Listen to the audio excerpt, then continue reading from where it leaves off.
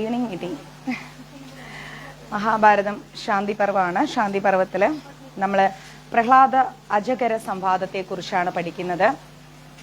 Evening meeting എന്നൊന്നുമില്ല, always meeting ആണ്. രാവിലെ ഉറങ്ങി എഴുന്നേറ്റ് തുടങ്ങുന്നതേ 3 പേരും വെളിയിലാണ്, 4 പേരും. എന്തെങ്കിലും ഒന്നുണ്ടാക്കും, ഓടി വെളിയിൽ വരും. എന്തെങ്കിലും ഒന്നുണ്ടാക്കും, ഓടി വെളിയിൽ വരും. എല്ലാവരും ഉണ്ടാക്കുന്ന ഫുഡ് അങ്ങോട്ടും ഇങ്ങോട്ടും ഷെയർ ചെയ്യും. പിന്നെ രാത്രി ഒരു 12:30-1 മണി വരെ ഇവിടെ തന്നെ ഉണ്ടാവും. പിന്നെ അങ്ങോട്ടേക്ക് കയറും, വീട്ടിൽ കയറും. എന്നിട്ട് ഗ്രൂപ്പ് ചാറ്റിംഗ് ചെയ്തുകൊണ്ടിരിക്കും. ഇതൊക്കെയാണ് ഇവിടുത്തെ കാര്യങ്ങൾ. ഒരേ മനസ്സോടെ, ഒരേ സ്നേഹത്തോടെ അങ്ങനെ പോകണം. അപ്പം നെറ്റില്ല, സാരമില്ല. ലിലി മാതാജി റിലാക്സ്. ഒരു നല്ല എൻഡിങ് കിച്ചൂട്ടൻ കൊണ്ടുവരുന്നുണ്ട്. രമണൻ പ്രഭു വിളിച്ചിരുന്നു അല്ലേ? അതിലൊരു കോൾ വന്നതാ, കട്ടായത്. എനിക്ക് കോൾ എടുക്കാൻ പറ്റിയില്ലേ പ്രഭു, ഞാൻ അപ്പോഴേക്ക് ക്ലാസ്സിലിരുന്നു. തിരിച്ചു വിളിക്കാം. ഓക്കെ. പിന്നെ ഇപ്പോൾ നമ്മുടെ ശാന്തി പർവ്വത്തിൽ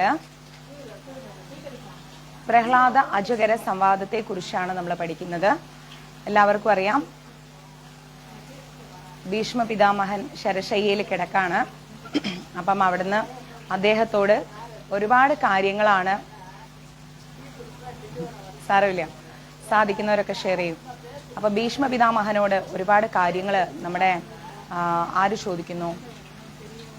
ധർമ്മപുത്ര ചോദിച്ചുകൊണ്ടിരിക്കുന്നു. അതിൽ ഒരു ചാപ്റ്ററാണ് നമ്മൾ ഇപ്പൊ പഠിക്കുന്നത്, പ്രഹ്ലാദ അജഗര സംവാദം.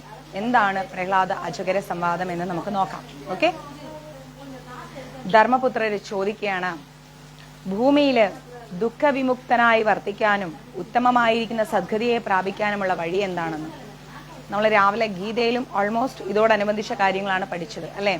ഭൂമിയിൽ നമ്മൾ ജീവിക്കുമ്പോൾ നമ്മളെ ഒരുപാട് ദുഃഖങ്ങൾ അലട്ടിക്കൊണ്ടിരിക്കുന്നു. അപ്പം ഈ ദുഃഖങ്ങൾ ഇല്ലാതെ നമുക്ക് എങ്ങനെ ജീവിക്കാം?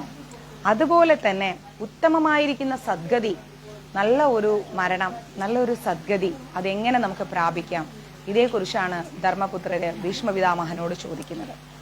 അപ്പൊ അതിന് മറുപടിയായിട്ട് ഭീഷ്മ പിതാമഹൻ പറഞ്ഞു കൊടുക്കുന്നത് പ്രഹ്ലാദനും അജഗര മുനിയും തമ്മിലുണ്ടായിരുന്ന ഒരു സംസാരത്തെക്കുറിച്ചാണ്. ആരാണ്?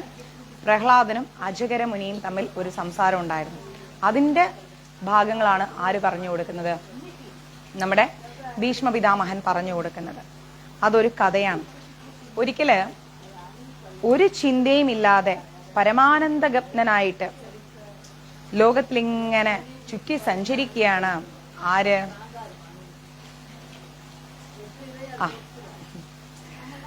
ഒരു ഉത്തരവാദിത്വം ഒന്നും ഇല്ലാതെ ആനന്ദത്തോടു കൂടി, സന്തോഷത്തോടു കൂടി ഇങ്ങനെ ചുറ്റി സഞ്ചരിക്കുകയാണ് നമ്മുടെ അജഗര മുനി. ലോകത്തിലിങ്ങനെ ചുറ്റി സഞ്ചരിക്കുകയാണ്. അപ്പോ ആ അജഗര മുനിയോട് നമ്മുടെ പ്രഹ്ലാദ് മഹാരാജ് ചോദിക്കുകയാണ്, അല്ലയോ മഹർഷി, മറ്റ് ജീവികളും സംസാര പ്രവാഹത്തിൽപ്പെട്ട് ശ്വാസം കിട്ടാതെ വിഷമിക്കുമ്പോൾ അങ്ങ് എങ്ങനെയാണ് ഇതിലൊന്നും ചിന്തിക്കാതെ വളരെ കൂളായിട്ട് ഇങ്ങനെ നടക്കുന്നത്? എല്ലാവരും ഓരോരോ ജീവിത പ്രശ്നങ്ങളിൽ പെട്ടിട്ട് ഇങ്ങനെ വല്ലാത്തൊരവസ്ഥയിൽ പോവാണ്. അങ്ങേക്കാണെങ്കിൽ ഇങ്ങനത്തെ ഒരു പ്രശ്നവും ഇല്ല, സുഖമായിട്ട് ഇങ്ങനെ കൂളായിട്ട് ഇങ്ങനെ നടക്കുകയാണ്. ഇതെങ്ങനെയാ അതിങ്ങനെ സാധിക്കുന്നത് എന്ന് ചോദിച്ചു. അപ്പോ എന്തെങ്കിലും കിട്ടിയാലും കിട്ടിയില്ലെങ്കിലും അങ്ങേക്ക് ഒരു കുഴപ്പവും ഇല്ലല്ലോ. നമ്മൾ രാവിലത്തെ ഗീതയിൽ പഠിച്ചതും അതാണ്. ദുഃഖം വന്നാലും സുഖം വന്നാലും ഒക്കെ നമ്മൾ ഒരേ മനസ്ഥിതിയിലിരിക്കണം. അതുപോലെയാണ് ഇവിടെ അജഗര മുനി നടക്കുന്നത് അല്ലെ? അജഗര മുനി ഇങ്ങനെ എന്ത് കിട്ടിയാലും കുഴപ്പമില്ല, കിട്ടിയില്ലെങ്കിലും കുഴപ്പമില്ല. അപ്പൊ പ്രഹ്ലാദ് മഹാരാജിന് ഒരു സംശയം, എന്താണ് ഇദ്ദേഹം ഇങ്ങനെ നടക്കുന്നത്? എന്തെങ്കിലും ഉണ്ടെങ്കിലും കുഴപ്പമില്ല, ഇല്ലെങ്കിലും കുഴപ്പമില്ല, വളരെ ഹാപ്പിയാണ്. എന്താ ഇതിന് കാരണം? ലോകത്തിൽ എല്ലാവരും ഇങ്ങനെ, നമ്മുടെ വീടിന്റെ ഫ്രണ്ടേജ് തന്നെ, രാവിലെ അവിടെ നിന്ന് ഇങ്ങോട്ട്, വൈകുന്നേരം ഇവിടുന്ന് അങ്ങോട്ട്, അത്രയല്ലോ. മഴ കാരണം മാറിയിരുന്നതാ. ഇവിടെ തന്നെ വീടിന്റെ ഫ്രണ്ടാണ്. അപ്പോ എന്താ ഇപ്പൊ ഇങ്ങനെ അങ്ങേക്ക് എന്താ ഒരു കുഴപ്പമില്ലാതെ അങ്ങ് ഇങ്ങനെ ഫ്രീ ആയിട്ട് നടക്കുന്നുണ്ടല്ലോ, ഒരു ഭാവമാറ്റവും ഇല്ല അങ്ങേക്ക് എന്ന്. ഒന്നിലും ഒരു ബന്ധപ്പാടില്ലാതെ ഒരു സാക്ഷി എന്ന നിലയില് അങ്ങേക്ക് എങ്ങനെ ജീവിക്കാൻ പറ്റുന്നത്? അപ്പൊ നമ്മൾ ചിലവരോട് ചോദിക്കാറില്ലേ, ചില ആൾക്കാർക്ക് യാതൊരു പ്രശ്നവും ഉണ്ടാവില്ല, അവരെപ്പോഴും ഹാപ്പിയാണ്. നമ്മളാണ് ഇവിടെ 100 ടെൻഷനിലായിരിക്കും. അപ്പൊ അജഗര മുനിയോട് നമ്മുടെ പ്രഹ്ലാദ് മഹാരാജ് ചോദിക്കുന്നതും ഇതേ ചോദ്യമാണ്. അപ്പൊ അജഗര മുനി പറയാണ്, അല്ലയോ പ്രഹ്ലാദ, ലോകത്തിൽ ജനങ്ങളുടെ ജനനവും മരണവും ഒന്നും അങ്ങ് കാണുന്നില്ലേ? ഇഷ്ടംപോലെ ആൾക്കാർ ലോകത്തിൽ ജനിക്കുന്നു, ഇഷ്ടംപോലെ ആൾക്കാർ മരിക്കുന്നു, സ്വന്തം കർമ്മവശതരായി തിരിയുന്ന ജീവകോടികൾ വരുന്നു, ഒത്തിരി പേരിങ്ങനെ ജനിച്ചു മരിക്കുന്നുണ്ട്. അതിൽ യാദൃശ്ചികമായി ചിലവരൊക്കെ കണ്ടുമുട്ടുന്നു, അല്ലെ? വളരെ യാദൃശ്ചികമായിട്ട് പലരും തമ്മിൽ കണ്ടുമുട്ടുന്നു. കുറെ പേര് ജനിക്കുന്നു, കുറെ പേര് മരിക്കുന്നു. അതിൽ സന്തോഷിക്കാനും സങ്കടപ്പെടാനും ഒക്കെ എന്തുണ്ട്? നമ്മൾ സന്തോഷിക്കും വേണ്ട, സങ്കടപ്പെടും ചെയ്യേണ്ട. ജീവിതം ഇങ്ങനെ ഒരു ഒഴുക്ക് പോലെ അങ്ങോട്ട് പോകും. മകൻ ജനിച്ചുവെന്ന് സന്തോഷിക്കുന്നു, അച്ഛൻ മരിച്ചതിൽ ദുഃഖിക്കുന്നു. ഇതൊക്കെ ഒരു നിരർത്ഥകമായ കാര്യമല്ലേ? ജനനവും മരണവും ഒക്കെ സ്വാഭാവികമായി സംഭവിക്കുന്ന കാര്യമാണ്. അതിലൊക്കെ ഇതിന് മാത്രം സന്തോഷിക്കാൻ എന്തിരിക്കുന്നു? അതിനിടയിൽ വരുന്ന ചെറിയ ചെറിയ കുറച്ച് മാറ്റങ്ങൾ, കുറച്ച് പ്രശ്നങ്ങൾ, അത് വരാതിരിക്കും. നമ്മൾ അതിനെയെല്ലാം ഒന്ന് ഫേസ് ചെയ്ത് പോണം. അല്ലാതെ ഇതിലെല്ലാം പോയി തലവെച്ച് കരഞ്ഞുകൊണ്ടിരുന്നിട്ടും സന്തോഷിച്ചുകൊണ്ടിരുന്നിട്ടും എന്ത് പ്രയോജനം പ്രഹ്ലാദ എന്ന് ചോദിച്ചു. അതുകൊണ്ട് ഞാൻ അതിലൊന്നും മനസ്സ് വെക്കുന്നില്ല, എനിക്കതിലൊന്നും താല്പര്യമില്ല എന്ന് പറഞ്ഞു. പശ്യ പ്രഹ്ലാദ സംയോഗാൻ വിപ്രയോഗാപരായണാൻ സംശയാഞ്ച വിനാശാന്താൻ ന കൊച്ചിതൊന്തതേ മനഃ എന്ന് പറഞ്ഞാൽ, പ്രഹ്ലാദ, ലോകത്തില് കൂടിച്ചേരലും തമ്മിൽ പിരിയുന്നതും നശിക്കുന്നതും നന്നാവുന്നതും ഒക്കെ മനസ്സിലാക്കി കഴിഞ്ഞാൽ ഇതെല്ലാം ഒരു നാണയത്തിന്റെ രണ്ട് വശങ്ങൾ പോലെയാണ്. ഒരു നാണയത്തിന് രണ്ട് വശം ഉള്ളത് പോലെയാണ് എല്ലാവരുടെ ജീവിതത്തിൽ നടക്കുന്ന പല പല കാര്യങ്ങളും. ഇതിലൊന്നും പോയി നമ്മൾ അധികം മനസ്സ് വെക്കരുത്. നമ്മൾ അതിലൊന്നും ഒരുപാട് മനസ്സ് കൊടുത്ത് ടെൻഷൻ അടിച്ച് സന്തോഷിച്ച് അതിലൊന്നും നിൽക്കരുത്. എന്തെങ്കിലും കിട്ടിയാൽ കഴിക്കാം, കിട്ടിയില്ലെങ്കിൽ പട്ടിണി കിടക്കാം, അത്രേ ഉള്ളൂ. എവിടെയും കിടക്കാം, എന്തും ധരിക്കാം. ഭോഗങ്ങളെ ഒരിക്കലും ഞാൻ അന്വേഷിക്കാറില്ല. എനിക്ക് സുഖം കിട്ടണം, സന്തോഷം കിട്ടണം, സമാധാനം കിട്ടണം എന്ന് പറഞ്ഞ് ഞാൻ അതിന്റെ പിന്നാലെ ഒന്നും പോകാറില്ല. കിട്ടിയാലൊട്ട് ഞാൻ ഉപേക്ഷിക്കാറുമില്ല. ഇനിയിപ്പൊ കിട്ടാതിരിക്കുമ്പോ കിട്ടിയാൽ ഞാൻ അമിതമായി സന്തോഷിക്കാറുമില്ല. നാളെ കിട്ടുമെന്ന് എനിക്ക് അറിയില്ലല്ലോ, നാളെ ഞാൻ ഉണ്ടോന്ന് അറിയുന്നില്ലല്ലോ. അജഗ്ര വ്രതത്തെ സ്വീകരിച്ചുകൊണ്ടാണ് ഞാൻ ജീവിക്കുന്നത്. ഭഗവാൻ മാത്രമാണ് എൻ്റെ ലക്ഷ്യം. പെരുമ്പാമ്പ് ഒരിടത്ത് കിടക്കുകയല്ലാതെ എന്തെങ്കിലും എവിടെങ്കിലും പോയി അന്വേഷിക്കാറുണ്ടോ? പെരുമ്പാമ്പ് ഇങ്ങനെ ചുരുണ്ടുകൂടി ഒരു സ്ഥലത്ത് കിടക്കും. അതൊരിക്കലും എന്തെങ്കിലും അന്വേഷിച്ച് എവിടെയും പോവില്ല. ഒരാവശ്യവും എനിക്കില്ല. എനിക്ക് ഈ ലോകത്ത് ഒന്നിനോടും താല്പര്യവും ഒന്നും ആവശ്യവും ഇല്ല. ഇങ്ങനെ നിഷ്കാമമായി ഇങ്ങനെ നിരാസക്തനായി ജീവിക്കുന്ന ഒരുവന് സുഖമല്ലാതെ പിന്നെ ദുഃഖം എങ്ങനെ ഉണ്ടാവും? എനിക്ക് എന്തെങ്കിലും നേടണമെന്ന് ആഗ്രഹിച്ചാലല്ലേ കിട്ടാതെ വരുമ്പോൾ എനിക്ക് സങ്കടം ഉണ്ടാവും. നേടിയത് എൻ്റെതാണെന്നുള്ള ബോധം വരുമ്പോഴല്ലേ അത് നഷ്ടപ്പെട്ടാൽ എനിക്ക് സങ്കടം ഉണ്ടാവും. എനിക്ക് അങ്ങനെയൊന്നുമില്ല പ്രഹ്ലാദ. ഞാൻ ഇങ്ങനെ ഒരു എന്താ പറയാ, ഇങ്ങനെ ജീവിച്ചങ്ങനെ പോവും. അതാണ് എൻ്റെ സന്തോഷം. ഇങ്ങനെ പറഞ്ഞ് അജഗര മുനി സംസാരം നിർത്തിയപ്പോൾ പ്രഹ്ലാദൻ മഹാരാജ് ഭയങ്കരമായിട്ട് അങ്ങ് സന്തോഷിച്ചു. ലോകത്തെ മുഴുവൻ സ്വന്തമായി കരുതുവാനും ഒന്നിനോടും ഒരു ആസക്തിയില്ലാതെ ജീവിക്കാനും ഇതോടുകൂടി പ്രഹ്ലാദ് മഹാരാജനും സാധിച്ചു. ലോകം മുഴുവൻ എന്റേതാണ് പ്രഹ്ലാദ. ഞാൻ എന്തിനൊരു പ്രത്യേക സ്ഥലത്തിൽ അടിമപ്പെട്ട് കിടക്കണം? നീയും അതുപോലെ കാണോ? ലോകം മുഴുവൻ നിന്റേതാണ്. നമുക്ക് എവിടെയും കിടക്കാം, എങ്ങനെയും ഇരിക്കാം. കിട്ടിയാലും കിട്ടിയില്ലെങ്കിലും നമുക്ക് കുഴപ്പമില്ല. ആസക്തിയില്ലാതെ ജീവിക്കാൻ പഠിക്കണം പ്രഹ്ലാദ. ജനകരാജാവും അതുപോലെയായിരുന്നു. രാജാവായിരുന്ന അദ്ദേഹത്തിന് മിഥിലയോട് പോലും ആസക്തിയില്ല. മിഥില രാജ്യം പോലും അദ്ദേഹത്തിന് വലിയ താല്പര്യമില്ല. മിഥില രാജ്യം അദ്ദേഹത്തിന്റെയാണ്. മിഥിലാപുരി തന്നെ അദ്ദേഹത്തിന്റെ പേരിലാണ് അറിയപ്പെടുന്നത്. എന്നിട്ട് പോലും അദ്ദേഹത്തിന് ഒന്നിനോടും താല്പര്യമില്ല. അപ്പൊ ജനക മഹാരാജാവ് എത്ര വലുതാണ് ആലോചിച്ച് നോക്കൂ പ്രഹ്ലാദ എന്ന് പറഞ്ഞു. അനന്തമിവ മേ മിത്തം യസ്യമേ നാസ്തി കിഞ്ചന മിഥിലായാം പ്രതിപാദയാം നമേ ദഹദീ കിഞ്ചന എന്ന് പറഞ്ഞാൽ, എനിക്ക് ഒന്നുമില്ല പ്രഹ്ലാദ, എന്നാൽ എൻ്റെ ധനം അനന്തം പോലെയാണ്. എൻ്റേതെന്ന് പറയാൻ എൻ്റെ കയ്യിൽ ഒരു പൈസയില്ല. പക്ഷേ എൻ്റെ സമ്പത്ത് എന്ന് പറയുന്നത് അനന്തം പോലെയാണ്. കാരണം ഇതെല്ലാം എൻ്റെയാണ്. എന്നാൽ ഇതിലൊന്നും എനിക്ക് ആസക്തിയില്ല. ഇതിലെല്ലാം അധികാരി വേറെയാണ്. മിഥില കത്തിപ്പോയാലും എൻ്റെ ഒന്നും തന്നെ കത്തി നശിക്കുന്നില്ല. കാരണം എന്താ? എൻ്റേതെന്ന് പറയുന്ന മിഥില മറ്റൊരാളുടെയാണ്. അത് നിലനിന്നാലും എനിക്ക് കുഴപ്പമില്ല, കത്തിയാലും എനിക്ക് കുഴപ്പമില്ല. എനിക്കൊരു നഷ്ടവും ഇല്ല. ഞാൻ അതിനെ പരിപാലിക്കാൻ വന്ന ഒരു ജോലിക്കാരൻ. ആ പരിപാലന കർമ്മം ഞാൻ എൻ്റെ ഉടമസ്ഥന് വേണ്ടി ചെയ്യുന്നു. മിഥില നഷ്ടപ്പെട്ടാലും എനിക്കൊന്നും നഷ്ടപ്പെടാനില്ലെന്നാണ് ആര് പറയുന്നത്? ജനക മഹാരാജാവ് പറയുന്നത്. ജ്ഞാനിയായ ജനകൻ അനാസക്തനായി രാജ്യം ഭരിച്ചതുപോലെ യുധിഷ്ഠിര അങ്ങും രാജ്യം ഭരിക്കൂ. നമ്മുടെ ഭീഷ്മപിതാമഹൻ പറഞ്ഞു കൊടുക്കാണ്, അനാസക്തനായിട്ടാണ് ജ്ഞാനിയായിരിക്കുന്ന ജനക മഹാരാജാവ് മിഥിലാപുരി ഭരിച്ചിരിക്കുന്നത്. യുധിഷ്ഠിര നീയും അങ്ങനെ ഭരിക്കൂ. അതാണ് അതിൻ്റെ ഏറ്റവും നല്ല ഭാഗം എന്ന് പറയുന്നത്. അല്ലാതെ നീ ഇങ്ങനെ ഒരിക്കലും ഒന്നിനെക്കുറിച്ചും ആലോചിച്ച് ചിന്തിച്ച് ഒരുപാട് എന്താ പറയാ ഇല്ല കത്തിച്ചില്ല ഒരു ഇത് പറയാണ്, ഒരു എന്താ പറയാ ഒരു പ്രാസം ഒപ്പിച്ച് പറയാണ്, നഷ്ടപ്പെട്ടാലും കുഴപ്പമില്ല, നഷ്ടപ്പെട്ടില്ലെന്ന്. രാജപ്രഭു രാവിലത്തെ ബാക്കിയല്ല ഇത് മഹാഭാരതമാണ്, രാവിലെ ഗീതയാണ്. അപ്പോൾ മിഥില കത്തിപ്പോയാലും ശരി കത്തിപ്പോയില്ലെങ്കിലും ശരി എനിക്കൊരു നഷ്ടവും ഇല്ല എന്ന് ആര് പറയുന്നു? ജനക മഹാരാജ പറയുന്നു. കാരണം എന്താ? എല്ലാം അദ്ദേഹത്തിൻ്റെയാണ്, അദ്ദേഹം തീരുമാനിക്കുന്നതേ നടക്കൂ. അപ്പൊ ജനക മഹാരാജാവ് എന്ന് പറയുന്നത് മിഥിലാപുരിയുടെ രാജാവാണ്. എന്നിട്ടും മിഥിലാപുരിയോട് അദ്ദേഹത്തിന് ആ ആസക്തി തോന്നിയിട്ടില്ല എന്നാണ് പറയുന്നത്. മനസ്സിലായില്ലേ? അപ്പൊ അതുപോലെ ആസക്തി ഇല്ലാതെ രാജാവായി ജീവിക്കാനാണ് ആര് പറയുന്നത്? യുധിഷ്ഠിരനോട് നമ്മുടെ ഭീഷ്മപിതാമഹൻ പറഞ്ഞു കൊടുക്കുന്നത്.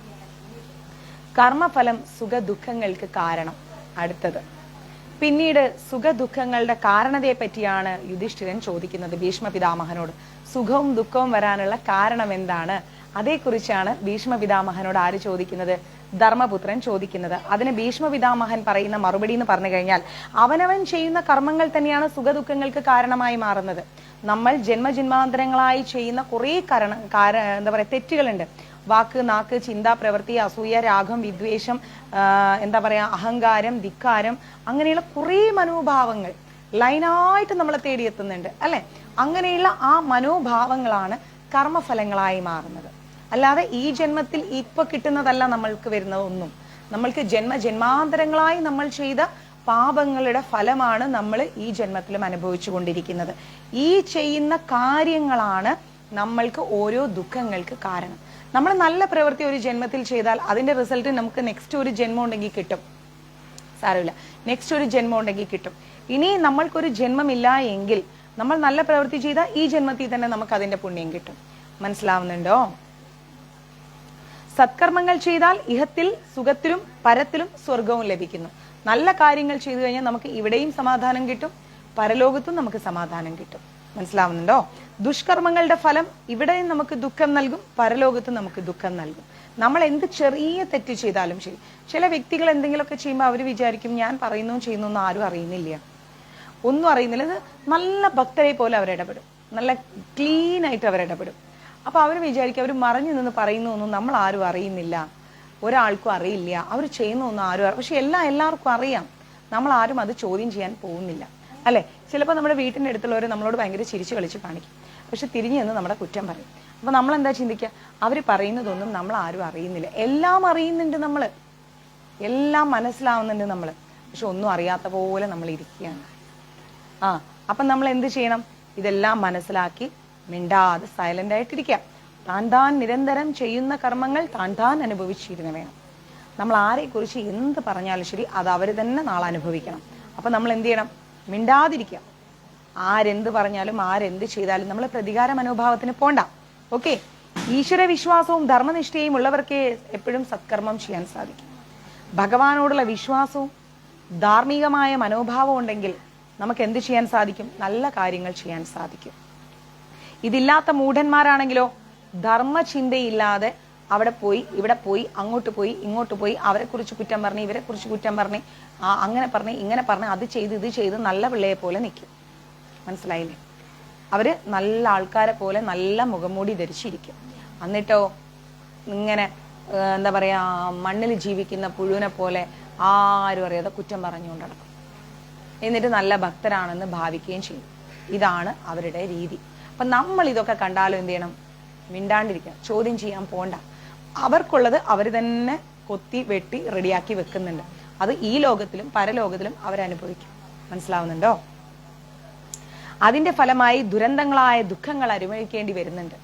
അങ്ങനെയൊക്കെ ചെയ്യുമ്പോൾ അതിന്റെ ഫലമായിട്ട് ദുരന്തമായിരിക്കുന്ന ദുഃഖങ്ങളാണ് അവരെ തേടിയെത്തുന്നത്. സാമർത്ഥ്യം കൊണ്ടോ ബുദ്ധിശക്തി കൊണ്ടോ കർമ്മഫലത്തെ ഒരിക്കലും മാറ്റാൻ സാധിക്കില്ല. എത്ര സാമർത്ഥ്യം ഉണ്ടായാലും ശരി, എത്ര ബുദ്ധി ഉണ്ടായാലും ശരി, നമ്മൾ ചെയ്യുന്ന തെറ്റിന്റെ പ്രവൃത്തിയുടെ ഫലം അത് മാറ്റാൻ ആരെ കൊണ്ടും സാധിക്കില്ല, ഒരിക്കലും സാധിക്കില്ല. അത് അവരനുഭവിക്കുക തന്നെ ചെയ്യും, ഉറപ്പായിട്ട് അനുഭവിക്കുക തന്നെ ചെയ്യും. അതെപ്പോഴും ജീവന്റെ പിന്നാലെ ഉണ്ട്. നമ്മൾ ചെയ്യുന്ന പ്രവൃത്തിയുടെ ഫലം നമ്മുടെ ജീവന്റെ പിന്നാലെ സഞ്ചരിച്ചു കൊണ്ടിരിക്കുകയാണ്. ഇന്നല്ലെങ്കിൽ നാളെ അത് നമ്മളെ പിടികൂടെ തന്നെ ചെയ്യും. അപ്പൊ നമ്മൾ എന്ത് ചെയ്യണം?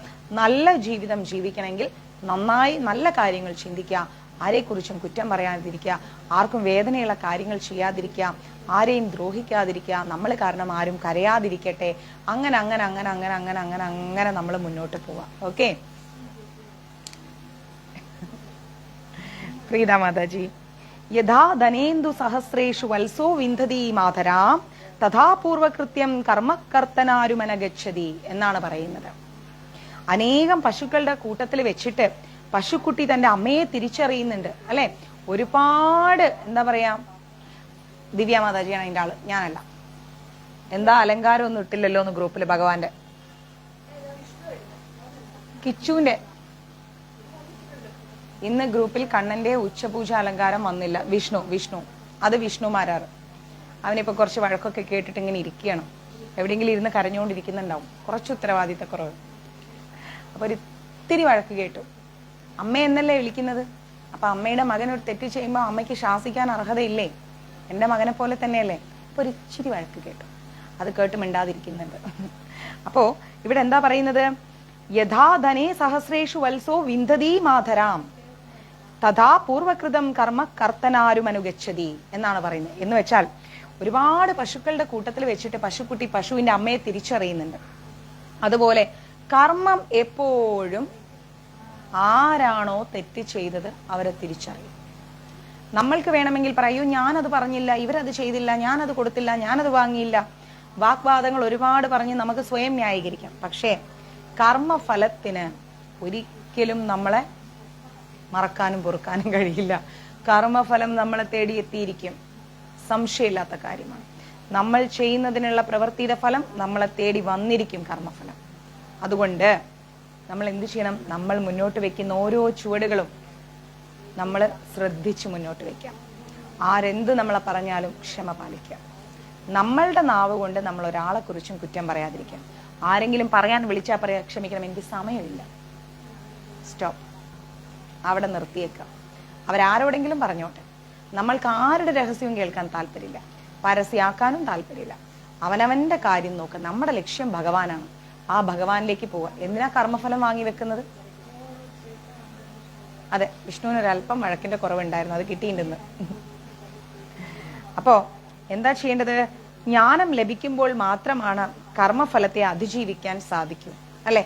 ജ്ഞാനം ലഭിക്കുമ്പോൾ നമുക്ക് എന്താവും? കർമ്മഫലത്തെ അതിജീവിക്കാൻ സാധിക്കും. കാരണം കർമ്മഫലം ജ്ഞാനത്തെ ആശ്രയിച്ചാണ് ഇരിക്കുന്നത്. നമുക്ക് അറിവ് ലഭിക്കുമ്പോൾ നമുക്ക് തെറ്റ് ചെയ്യാൻ തോന്നില്ല. അറിവില്ലായ്മ വരുമ്പോൾ നമ്മൾ തെറ്റ് ചെയ്തു പോകും. അപ്പൊ ആ അറിവ് കൊണ്ട് നമ്മൾ എന്ത് ചെയ്യണം? തെറ്റുകൾ തിരുത്തിക്കൊണ്ടേയിരിക്കണം. അങ്ങനെ തിരുത്തി തിരുത്തി തിരുത്തി തിരുത്തി നമ്മൾ നമ്മുടെ കർമ്മഫലത്തെ അതിജീവിക്കണം. ജ്ഞാനികൾക്ക് കർമ്മഫലം ഉണ്ടാവില്ല, ഒരു ജ്ഞാനിക്കും കർമ്മഫലം ഉണ്ടാവില്ല. കാരണം എന്താ? ജ്ഞാനം കൊണ്ട് അവര് എല്ലാം തിരിച്ചറിഞ്ഞ് നല്ല മനോഭാവത്തോടു കൂടി നല്ല രീതിയിൽ അവർ മുന്നോട്ട് പോകും. അവർക്ക് സുഖദുഃഖങ്ങളും ഇല്ല. നമുക്ക് എന്തെങ്കിലും സുഖമോ ദുഃഖമോ ഉണ്ടോ? ഇല്ല. നമ്മൾ രാവിലെ ആവുന്നു, ഭക്ഷണം ഉണ്ടാക്കുന്നു, ഭഗവാന്റെ കാര്യങ്ങൾ നോക്കുന്നു, ജോലിക്ക് പോകുന്നു, തിരിച്ചു വരുന്നു. നമുക്ക് എന്തെങ്കിലും ഉണ്ടോ എന്നുള്ള ഒരു അഹങ്കാരം ഉണ്ടോ? ഇല്ല. നമുക്ക് എന്തെങ്കിലും ഇല്ല എന്നുള്ള പരാതി ഉണ്ടോ? ഇല്ല. ഞാനൊക്കെ അങ്ങനെയാണ്, അങ്ങനെ മുന്നോട്ട് പോകും, ഉള്ളത് കൊണ്ട് ഓണം പോലെ. എനിക്ക് തോന്നുന്നു ഞങ്ങൾ 4 വീട്ടുകാരും അങ്ങനെയാണ്. നാളത്തേക്ക് എന്താ കറി വെക്കേണ്ടത്? അവിടെ ഇല്ലെങ്കിൽ ഇവിടെ നിർത്തുള്ളൂ, ഇവിടെ ഇല്ലെങ്കിൽ അവിടെ നിർത്തുള്ളൂ, ഉള്ളത് കൊണ്ട് ഓണം പോലെ.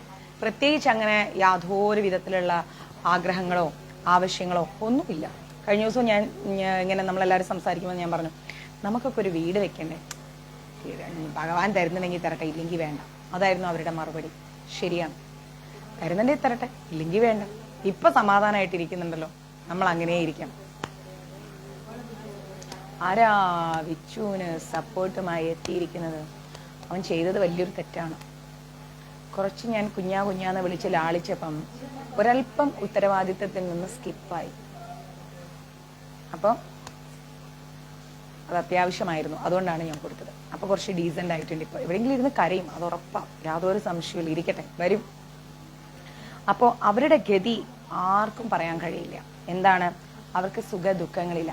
ചില ആൾക്കാർ എങ്ങനെയാന്ന് വെച്ച് കഴിഞ്ഞാൽ അവർ വിചാരിക്കും അവർ വളരെ പെർഫെക്റ്റ് ആണ്. നമ്മളിപ്പം ഒരു വ്യക്തിയെ ബഹുമാനിക്കാന്ന് കരുതാം, ആ വ്യക്തിയെ നമ്മൾ എപ്പോഴും അതുപോലെ ബഹുമാനിക്കണം. ഇപ്പോൾ നമ്മൾ ഒരാളെ, ഫോർ എക്സാമ്പിൾ നമ്മുടെ പ്രസന്ന മാതാജി, അപ്പം പ്രസന്നാമ്മയെ ഞാൻ എപ്പോഴും കാണുമ്പം അമ്മേ അമ്മേ അമ്മേ അമ്മയെന്ന് വിളിച്ചിട്ട് തിരിച്ചു നിന്ന് ഞാൻ പറയണം പ്രസന്ന പ്രസന്ന എന്ന് പറയുമ്പം അതൊരു മര്യാദകേടാണ് അല്ലെ? ചിലപ്പോൾ അത് കേൾക്കുന്നുണ്ടാവില്ല ആര്? വേണ്ട ഭാഗ്യരാജ് പ്രഭു, ഇല്ലെങ്കിലും കുഴപ്പമൊന്നുമില്ല. അപ്പോൾ അത് കേൾക്കുന്നുണ്ടാവില്ല പ്രസന്ന മാതാജി. പക്ഷേ ഞാനത് പറയുന്ന ആര് കേൾക്കുന്നു? ഭഗവാൻ കേൾക്കുന്നുണ്ട്. ഒന്നുകിൽ ഞാൻ അവരെ തുടക്കം മുതലേ അങ്ങനെ വിളിക്കാം, പ്രസന്ന പ്രസന്ന എന്ന് വിളിക്കണം, അല്ലെങ്കിൽ പ്രസന്ന മാതാജി എന്ന് വിളിച്ചാൽ പ്രസന്ന മാതാജി എന്ന് തന്നെ വിളിക്കണം അല്ലെ? അപ്പം ദ്വന്ദ് വ്യക്തിത്വം നമുക്ക് പാടില്ല. നമുക്ക് എപ്പോഴും എന്തായിരിക്കണം? സിംഗിൾ വിഷൻ ആയിരിക്കണം. ദ്വന്ദ് വ്യക്തിത്വമാണ് നമ്മുടെ എല്ലാവരുടെയും പ്രശ്നം. നമ്മുടെ പേഴ്സണൽ ജീവിതത്തിൽ നമുക്ക് 1008 വിഷയങ്ങളും പ്രശ്നങ്ങളും ഉണ്ടാവും. അത് നമ്മുടെ വീടോടുകൂടി തീരണം. അത് പുറത്തേക്ക് പോയിട്ട് നമ്മൾ മറ്റൊരാളുടെ അടുത്ത് എന്താ പറയുക സംസാരിക്കേണ്ട ആവശ്യമില്ല.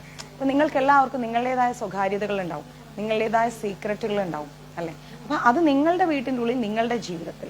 അത് വിട്ടിട്ട് നമ്മൾ മഞ്ജരീസിലേക്ക് വരുമ്പോഴും നമ്മുടെ ജോലി സ്ഥലത്തേക്ക് വരുമ്പോഴും ഒക്കെ നമ്മൾ എല്ലാവർക്കും കൊടുക്കേണ്ട ഒരു ബഹുമാനമുണ്ട്, എല്ലാവർക്കും കൊടുക്കേണ്ട ഒരു സ്ഥാനമുണ്ട്.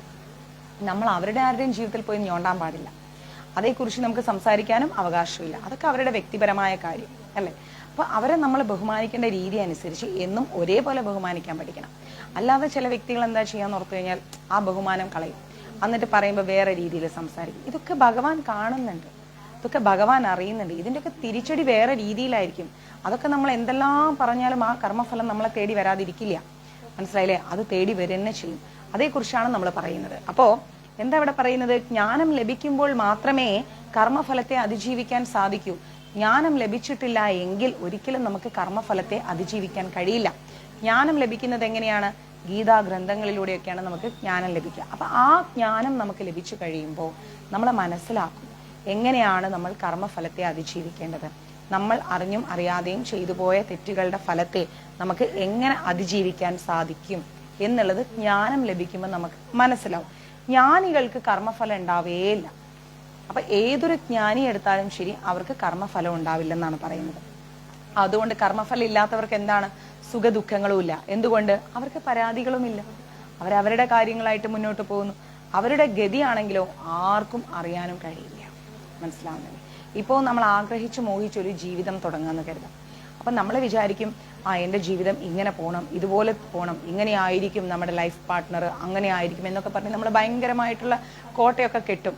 അപ്പോഴായിരിക്കും നമ്മൾ ചെയ്ത തെറ്റിന്റെ ഫലങ്ങളെല്ലാം കൂടി ആ ജീവിതത്തിലേക്ക് വരുന്നത്. ഒട്ടനെ അതൊരു സാമ്പാർ അവിയൽ പരിവാവും. മനസ്സിലായില്ലേ? അപ്പോൾ നമ്മൾ പ്രതീക്ഷിക്കാത്ത സ്ഥലത്തിട്ടിട്ടാണ് നമുക്ക് കർമ്മഫലം കിട്ടുക. അത് നമ്മൾ ചിന്തിക്കണം, എപ്പോഴും ചിന്തിക്കണം. നമ്മൾ പ്രതീക്ഷിക്കാത്ത സ്ഥലത്തിട്ടിട്ടായിരിക്കും നമുക്ക് കർമ്മഫലം കിട്ടുക. ചിലപ്പോൾ നമ്മളൊരു കുഞ്ഞിനെ പ്രസവിച്ച് വളർത്തി നല്ല രീതിക്ക് കൊണ്ടുവന്ന് നമുക്ക് പ്രതീക്ഷകളോടുകൂടി വളർത്തും. നമ്മൾ ചെയ്ത തെറ്റിന്റെ ഫലം ആ കുട്ടിയുടെ ജീവിതത്തിലൂടെ ആയിരിക്കും നമുക്ക് കിട്ടുന്നത്. മനസ്സിലാവുന്നുണ്ട്? ചിലപ്പോൾ നമ്മുടെ അച്ഛൻ അമ്മ അവരിലൂടെ ആയിരിക്കും നമുക്ക് കിട്ടുന്നത്. അപ്പൊ കഴിയുന്നതും നമ്മൾ എന്ത് ചെയ്യണം? നമ്മൾ നമ്മുടെ കാര്യം നോക്കി മിണ്ടാതിരിക്കുക.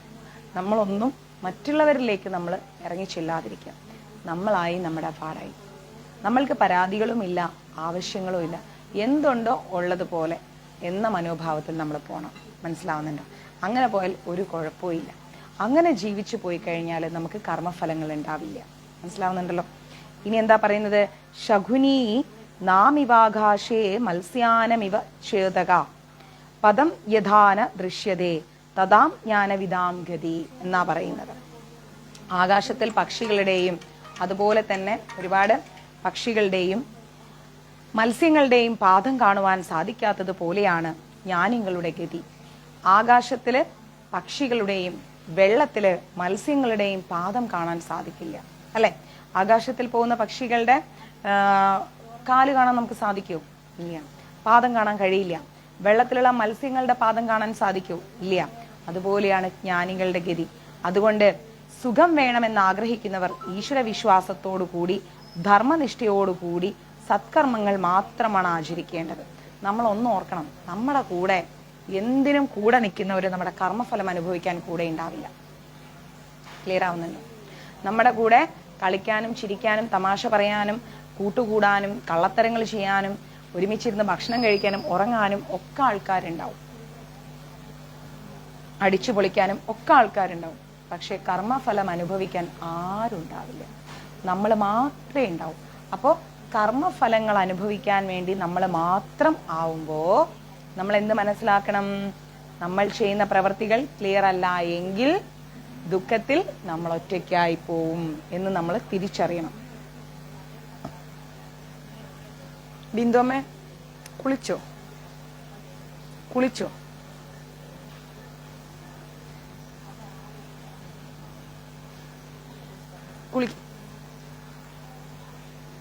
குளிக்காம சாப்பாடுக்கு உட்காந்துருக்காங்க. குளிச்சுட்டு കഴിച്ചാൽ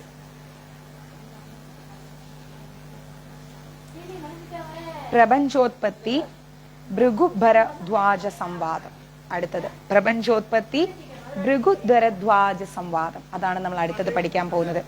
ഇങ്ങനെ കുറെ കാര്യങ്ങൾ മനസ്സിലാക്കിയതിന് ശേഷം യുധിഷ്ഠിരൻ എന്ത് ചെയ്തു? നമ്മുടെ വളരെ പ്രധാനപ്പെട്ട ചോദ്യങ്ങളാണ് യുധിഷ്ഠിരൻ രണ്ടാമത് ചോദിക്കുന്നത്. എന്താ ചോദിക്കുന്നത്? പിതാമഹ, ഈ ലോകം എങ്ങനെയാണ് ഉണ്ടായത്? ഇതാണ് അടുത്ത യുധിഷ്ഠിരന്റെ ചോദ്യം.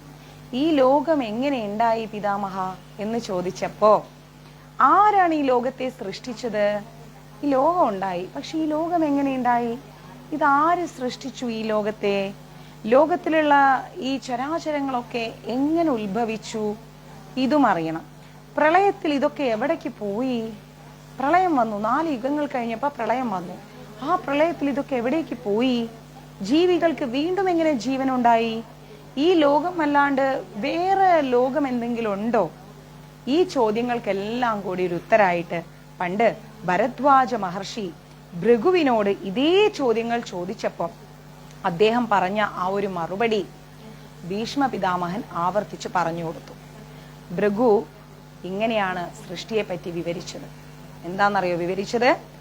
ആദ്യം അവ്യക്തനെന്നും, അതായത് വ്യക്തമല്ലാത്തതെന്നും മാനസനെന്നും വിഖ്യാതനായ ആദിമ പുരുഷനുണ്ടായിരുന്നു.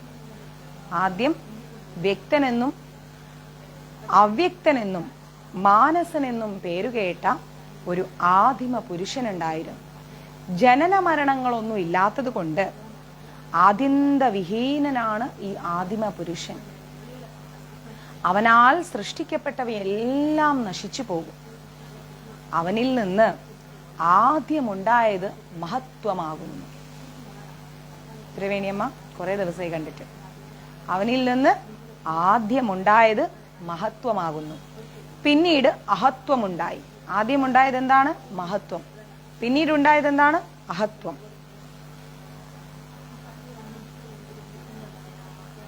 അതിനുശേഷം മെല്ലെ പഞ്ചഭൂതങ്ങളുണ്ടായി. മഹത്തത്വവും അഹത്തത്വവും ഉണ്ടായതിനു ശേഷം പഞ്ചഭൂതങ്ങളുണ്ടായി.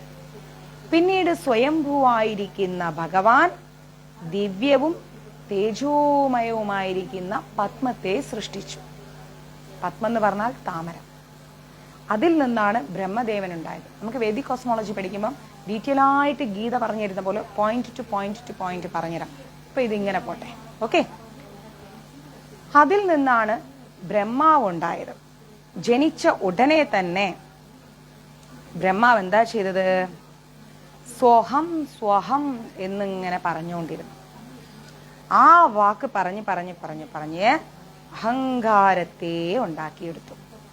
വിശ്വരൂപനായിരിക്കുന്ന വിരാട് പുരുഷൻ നമ്മുടെ ഭഗവാന്റെ ഉത്പത്തിയോടുകൂടി പ്രപഞ്ചം രൂപം കൊണ്ടു. ഈ ലോകം രൂപം കൊണ്ടു. സർവവ്യാപിയായിരിക്കുന്ന, എല്ലായിടത്തും സഞ്ചരിച്ചു കൊണ്ടിരിക്കുന്ന, സർവാഗതനായിരിക്കുന്ന ആ ദേവൻ തന്നെയാണ് ആര്? വിഷ്ണു എന്ന് പറയുന്നത്. അനന്തൻ എന്ന പേരുകളിൽ പ്രസിദ്ധനായിരിക്കുന്നത് ആ ഭഗവാൻ തന്നെയാണ്. അനന്തമായിരിക്കുന്ന, അതായത് അത്രയും വലുതായിരിക്കുന്ന ആകാശത്തിന്റെ ആ വ്യാപ്തിയെപ്പറ്റി അറിയാൻ ആർക്കും സാധിക്കില്ല. നമുക്ക് പറയാൻ പറ്റുമോ ആകാശത്തിന്റെ വലിപ്പം എന്താണെന്ന്? നമുക്ക് അറിഞ്ഞൂടാ. അത് ഉജ്ജ്വലവും പ്രകാശമയവും അപ്രമേയവുമായിട്ട് അങ്ങനെ നിലകൊള്ളുകയാണ് ഈ ആകാശം, അല്ലേ? അപ്പോ ആദ്യം ബ്രഹ്മദേവൻ വന്ന്, പത്മം വന്നു, ബ്രഹ്മദേവൻ വന്നു, അങ്ങനെ ഭഗവാൻ പിന്നീട് ഇങ്ങനെ ഓരോന്നോരോന്ന് കൊണ്ടുവന്ന് അവസാനം എന്തായി? അഗ്നി, വായു, ജ്വലം, പൃഥ്വി. ഇവയുടെ എല്ലാം ഉത്പത്തി എവിടെ നിന്നാണ്? ആകാശത്തിൽ നിന്നാണ്. അങ്ങനെ വന്ന് ബ്രഹ്മാവാദ്യം സൃഷ്ടിച്ച ആകാശം, വായു, അഗ്നി, ജലം, പൃഥ്വി, അങ്ങനെ പഞ്ചഭൂതങ്ങളെല്ലാം സൃഷ്ടിച്ചതിൽ നിന്ന് എല്ലാ ചരാചരങ്ങളും രൂപം കൊണ്ടു. മനസ്സിലായില്ലേ?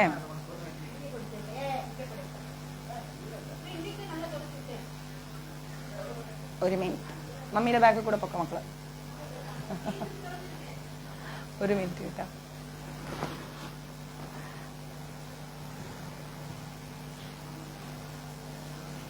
അയ്യോ നാരായണ, അവന് ലൈവ് ഫ്രണ്ടിൽ പോறது കഷ്ടം. ഓക്കെ, കറക്റ്റ് ആയിട്ട് പോതൊക്കെ ഓക്കെ. மழை போய உடனே செம்ம சூடா இருக்குல்ல, ஹாட்டா இருக்கு. இந்த மழை நம்மளுக்கு ஹாட் தான் கொடுக்கும், கூலிங் கொடுக்கவே கொடுக்காது. நிறைய பெஞ்சா நல்லா இருக்கும். அன்னைக்கு ஃப்ளட் வந்த போது, நிவாரம் வந்த போது இவ்வளோ நல்லா இருந்தேன். நைட்டெல்லாம் ஒரே அனல் அடிக்குது. அப்பா സഞ്ജു വന്നു ജിമ്മിൽ പോയിട്ട്. അപ്പം ബാക്ക് കൂടെ പൊക്കോന്ന് പറഞ്ഞപ്പോൾ വേണ്ട മമ്മി, ഷൈ നാണം. അപ്പം ഈ ടേബിള് വലിച്ച ആളാ സൈഡിൽ കൂടെ കയറിപ്പോയി. അപ്പോൾ അങ്ങനെ പഞ്ചഭൂതങ്ങളെല്ലാം ഉണ്ടായതിനു ശേഷം അതിൽ നിന്നാണ് എന്തുണ്ടാവുന്നത്? സൃഷ്ടികളെല്ലാം ഉണ്ടാവുന്നത്. അങ്ങനെ ബ്രഹ്മാവ് ആദ്യം സൃഷ്ടിച്ച ആകാശം, വായു, അഗ്നി, ജലം, പൃഥ്വി, അങ്ങനെ പഞ്ചഭൂതങ്ങളിൽ നിന്ന് സർവചരാചരങ്ങളുടെയും ഉൽപ്പത്തി സംഭവിക്കുകയാണ്. ശബ്ദം, സ്പർശം, രൂപം, രസം, ഗന്ധം അങ്ങനെയുള്ള തന്മാത്രകളെല്ലാം അവയെ അറിയാനുള്ള ജ്ഞാനേന്ദ്രിയങ്ങളും ചരജീവികളിൽ ഇങ്ങനെ പ്രത്യക്ഷമായി കൊണ്ടിരിക്കുകയാണ്. മെല്ലെ മെല്ലെ മെല്ലെ മെല്ലെ സ്റ്റെപ്പ് ബൈ സ്റ്റെപ്പായിട്ട് ഓരോന്ന് വരികയാണ്. എന്നാൽ അജരങ്ങളായിരിക്കുന്ന വൃക്ഷലതാദികളും ഈ ഇന്ദ്രിയ പ്രവർത്തന ഈ വൃക്ഷലതാദികളും എല്ലാം ഈ ഇന്ദ്രിയ പ്രവർത്തനത്തിലുണ്ട്. മനസ്സിലായില്ലേ? വേഗം പോയി കുളിച്ചിട്ട് വാ. കുളിക്കാതെ ഞാൻ കാണുന്നത്, ഓടിപ്പോയി കുളിച്ചിട്ട് വാ. ചെല്ല് ചെല്ല് ചെല്ല്, കുളിച്ചിട്ട് ഭക്ഷണം കഴിച്ചാൽ മതി. അങ്ങനെ ഇന്ദ്രിയ പ്രവർത്തനങ്ങളെല്ലാം കാണുന്നുണ്ട്. എങ്ങനെയെന്നാൽ വൃക്ഷങ്ങളിൽ വായു ഉണ്ട്, ഇല്ലേ? വൃക്ഷങ്ങളിൽ ഓക്സിജൻ ഉണ്ട്. ആ ഓക്സിജനിൽ നമ്മൾ ശ്വസിക്കുന്നത്. അതുകൊണ്ടാണ് അവയിൽ പുഷ്പങ്ങളും ഫലങ്ങളും ഉണ്ടാകുന്നത്.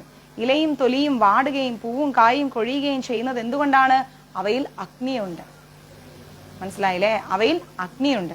ചെവിയില്ലാത്ത വൃക്ഷങ്ങൾ കേൾക്കുകയും കണ്ണില്ലാതെ കാണുകയും ചെയ്യുന്നുണ്ട്. നമുക്ക് ചുറ്റും വൃക്ഷങ്ങള് ചെവിയില്ലാതെ തന്നെ കേൾക്കുകയും ചെയ്യുന്നുണ്ട്, കണ്ണില്ലാതെ കാണുകയും ചെയ്യുന്നുണ്ട്. സംഗീതം കൊണ്ട് വൃക്ഷങ്ങളെ കൂടുതൽ ഫലസമൃദ്ധമാക്കാം എന്ന് പറയുന്നുണ്ട്. മനസ്സിലാവുന്നില്ലേ? മ്യൂസിക് കൊണ്ട് വൃക്ഷങ്ങളെ നന്നായിട്ട് ഫലങ്ങൾ സൃഷ്ടിപ്പിക്കാൻ സാധിക്കും. സംഗീതം കേട്ട് ആസ്വദിക്കാൻ സാധിക്കുന്നത് കൊണ്ടാണ് കൂടുതൽ ഫലങ്ങൾ വൃക്ഷങ്ങൾ ഇങ്ങനെ ഉത്ഭവിപ്പിക്കുന്നത്. അടുത്തുള്ള വൃക്ഷങ്ങളിൽ നിന്ന് ഉപദ്രവം ഇല്ലാതാകാനും സൂര്യതാപം കിട്ടാനും വേണ്ടി വൃക്ഷങ്ങൾ എന്താ ചെയ്യാ? ഒരു ഭാഗത്തേക്ക് ഇങ്ങനെ വളർന്നുകൊണ്ടേയിരിക്കും. അതുകൊണ്ടാണെങ്കിൽ കൂടിയും കണ്ണില്ലെങ്കിലും അവയ്ക്ക് കാണാൻ സാധിക്കുന്നുണ്ട്. മനസ്സിലായില്ലേ? കണ്ണില്ലെങ്കിലും അവ കാണുന്നുണ്ട്. വള്ളികൾ മരങ്ങളില് ചുറ്റിക്കയറുന്നത് കൊണ്ട് അവയ്ക്ക് കാഴ്ചയുണ്ടാവുമല്ലോ. അവരുടെ ഉൾക്കണ്ണുകൊണ്ട് അവർ കാണുന്നത് കൊണ്ടല്ലേ അവരടുത്തുള്ള എന്തെങ്കിലും മരത്തിലേക്കൊക്കെ അവരിങ്ങനെ ചുറ്റിക്കയറി പോകുന്നത്. ആ ദിശയ്ക്കനുസരിച്ച് അവർ പോകുന്നത്. വേരുകളിൽ കൂടി വെള്ളം വലിച്ചു കുടിക്കുന്നുണ്ട്, അല്ലേ? തരാൻ നിനക്ക് അവിടെ ശരിയാക്കി തരാം, ഞാൻ ക്ലാസ് കഴിയട്ടെ. മുറിച്ചാൽ വീണ്ടും പൊടിഞ്ഞ് പൊടിഞ്ഞ് പൊടിഞ്ഞ് ആ വൃക്ഷങ്ങൾ ഉണ്ടാകുന്നുണ്ട്. വൃക്ഷങ്ങളിലും ചൈതന്യമുണ്ടെന്ന് നമ്മൾ തിരിച്ചറിയണം. മനസ്സിലാവുന്നുണ്ടോ? വൃക്ഷങ്ങളിലും എന്താണ്? ചൈതന്യമുണ്ടെന്ന് നമ്മൾ തിരിച്ചറിയണം. ഇങ്ങനെ ചരാചരാത്മകമായിരിക്കുന്ന ഈ ലോകം മുഴുവൻ പഞ്ചഭൂത നിർമ്മിതവും പഞ്ചഭൂതമയവുമാകുന്നു എന്നാണ് ഭീഷ്മ പിതാമഹൻ പറഞ്ഞു കൊടുക്കുന്നത്. പഞ്ചഭൂതങ്ങൾ ബ്രഹ്മത്തിൽ നിന്നുണ്ടായതാണ്. എല്ലാറ്റിനും ആദി കാരണം എന്താണ്? ബ്രഹ്മം തന്നെയാണ്. പ്രളയകാലത്ത് ഇതെല്ലാം പ്രതിലോമ രൂപത്തിൽ ഒന്ന് മറ്റൊന്നിൽ ലയിച്ച് അവസാനം എല്ലാം ബ്രഹ്മത്തിൽ പോയി ലയിച്ചു. പിന്നെ ജീവോത്പത്തിയെ പറ്റിയും വൃഷ്ടി ജീവിതത്തിന്റെ വികാസത്തെ പറ്റിയും സത്യത്തിന്റെ മഹാത്മ്യത്തെ പറ്റിയൊക്കെ നമ്മുടെ ഭീഷ്മ പിതാമഹൻ ഇങ്ങനെ വിവരിച്ച് പറഞ്ഞു കൊടുത്തുകൊണ്ടേയിരുന്നു.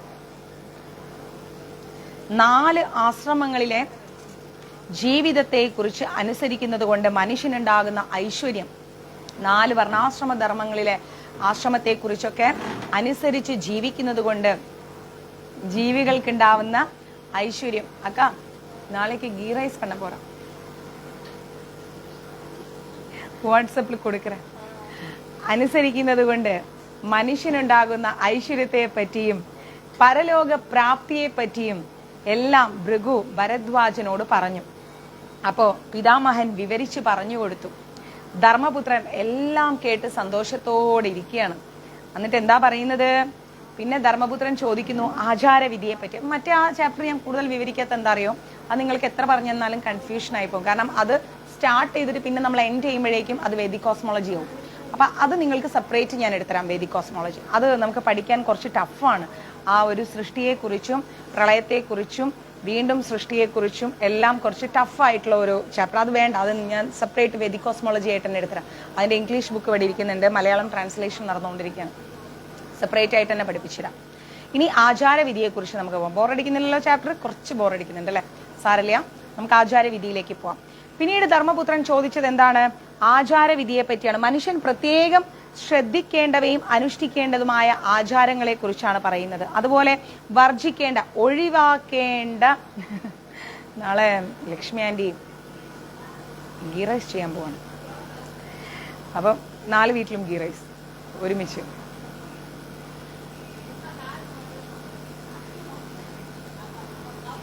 കണ്ടോ കഥ പറഞ്ഞുകൊണ്ടിരിക്കുന്നത് ഇങ്ങനെ ഈ ഒരു പോർഷനിൽ ഇങ്ങനെ കഥ പറഞ്ഞുകൊണ്ടേയിരിക്കും ഞങ്ങൾ 4 പേരും ചേർന്നിട്ട്. പുറത്തിരുന്നിട്ടാ ക്ലാസ് എടുക്കുന്നത്. അപ്പൊ ഭീഷ്മ പിതാമഹൻ ആ ഒരു ചോദ്യത്തിന് ആൻസർ പറയാണ്. നമ്മൾ എന്തൊക്കെ ആചാരങ്ങളാണ് അനുഷ്ഠിക്കേണ്ടത്, നമ്മൾ എന്തൊക്കെ ആചാരങ്ങളാണ് ഒഴിവാക്കേണ്ടത് എന്നുള്ളതിനെ കുറിച്ച്. നിത്യവും സൂര്യനെ സേവിക്കണം. നിനക്ക് ചോറും രസമുണ്ട്. നിത്യവും സൂര്യനെ സേവിക്കണം. സൂര്യോദയത്തിൽ ആരും കിടന്നുറങ്ങരുത്. അതായത് സൂര്യൻ ഉദിച്ചു കഴിഞ്ഞാൽ ആരും കിടന്നുറങ്ങാൻ പാടില്ല. നിത്യവും സൂര്യനെ സേവിക്കണം. 2 സന്ധ്യകളിലും എന്ത് ചെയ്യണം? സൂര്യമന്ത്രം ജപിച്ച്. 2 സന്ധ്യകൾ ഏതാണ്? രാവിലെയും വൈകിട്ടും. സൂര്യമന്ത്രം ജപിച്ച് എന്ത് ചെയ്യണം? നമസ്കരിക്കണം. മുഖം, കൈ, കാല് ഇത്രയും കാര്യങ്ങൾ ശുദ്ധമാക്കിയിട്ടേ ഉണ്ണാവൂ. ഇവിടെ ബിന്ദുമപ്പം ചെയ്ത തെറ്റ്, അതാ ഞാൻ ഓടിച്ചു വിട്ടത്. ഭക്ഷണം കൊണ്ടിരിക്കുന്നുണ്ട്, പോയി കുളിച്ചിട്ട് കഴിച്ചാൽ മതി എന്നറി. ഓടി പോയി കുളിച്ചു. അപ്പോ മുഖം, കൈ, കാല് ഇവ ശുദ്ധമാക്കിയിട്ടേ നമ്മൾ കഴിക്കാൻ പാടുള്ളൂ. ഊണ് കഴിക്കുമ്പോൾ മൗനമായിട്ടിരിക്കണം. കലപില കലപില കലപില എന്ന് സംസാരിച്ചുകൊണ്ടിരിക്കരുത്. ഭക്ഷ്യങ്ങളെ അവൻ വന്ന് പറയാം മമ്മിയെ പോലെ. ഞാൻ ഊണ് കഴിക്കുമ്പോൾ സംസാരിക്കൊന്നുമില്ല, ഞാൻ വേഗം തിന്നു നോക്കാനേ പോകും, നീ പോടാ. അപ്പം ഭക്ഷ്യങ്ങളെ നിന്ദിച്ചു പറയരുത്. അതായത് ഭക്ഷണത്തെ ഒരിക്കലും നമ്മൾ തരം താഴ്ത്തി സംസാരിക്കരുത്. മനഃപ്രസാദത്തോടു കൂടി വേണം ഭക്ഷണം കഴിക്കാൻ. മനസ്സറിഞ്ഞ് കഴിക്കണം. രാത്രി കാല് കഴുകിയിട്ട് വേണം കിടന്നുറങ്ങാൻ, വളരെ നിർബന്ധമാണ്. ബ്രാഹ്മണന് കൊടുത്ത ബാക്കിയുള്ളതും അമ്മ സന്തോഷത്തോടു കൂടി തരുന്നതുമായ അന്നം അമൃതമാണ്. ഇപ്പൊ ഒരു ബ്രാഹ്മണൻ വന്നു കഴിഞ്ഞാൽ ആ ബ്രാഹ്മണന് നമ്മളൊരു ഭക്ഷണം കൊടുത്താൽ അതിന്റെ ബാക്കിയുള്ളത് അമൃത് തന്നെയാണ്. ഇനി ഒരു അമ്മ ഒരു കുഞ്ഞിന് ഭക്ഷണം വിളമ്പിക്കൊടുത്താൽ അതും അമൃതാണ്. സജ്ജനങ്ങൾ ആ ഭക്ഷണമാണ് കഴിക്കേണ്ടത്. അതായത് നമ്മൾ എന്ത് ചെയ്യണം?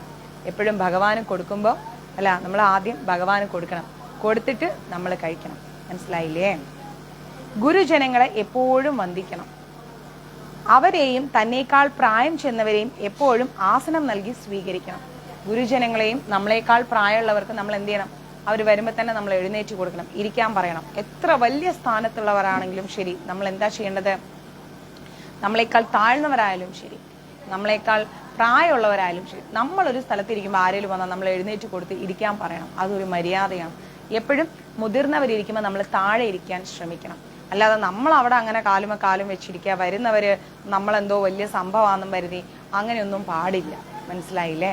നമ്മൾ എപ്പോഴും എന്താ ഒരു മിനിറ്റ് കേട്ടോ സഞ്ജു, നീ ഇപ്പൊ കുളിച്ചില്ലെങ്കിലും അമ്മ അകത്ത് വന്നാൽ നിന്നെ ഞാൻ ശരിയാക്കും. ഞാൻ വേഗം പോയി കുളിച്ചോ നീ. ഞാനിപ്പോ ക്ലാസ് വൈൻഡപ്പ് ചെയ്ത് വരും.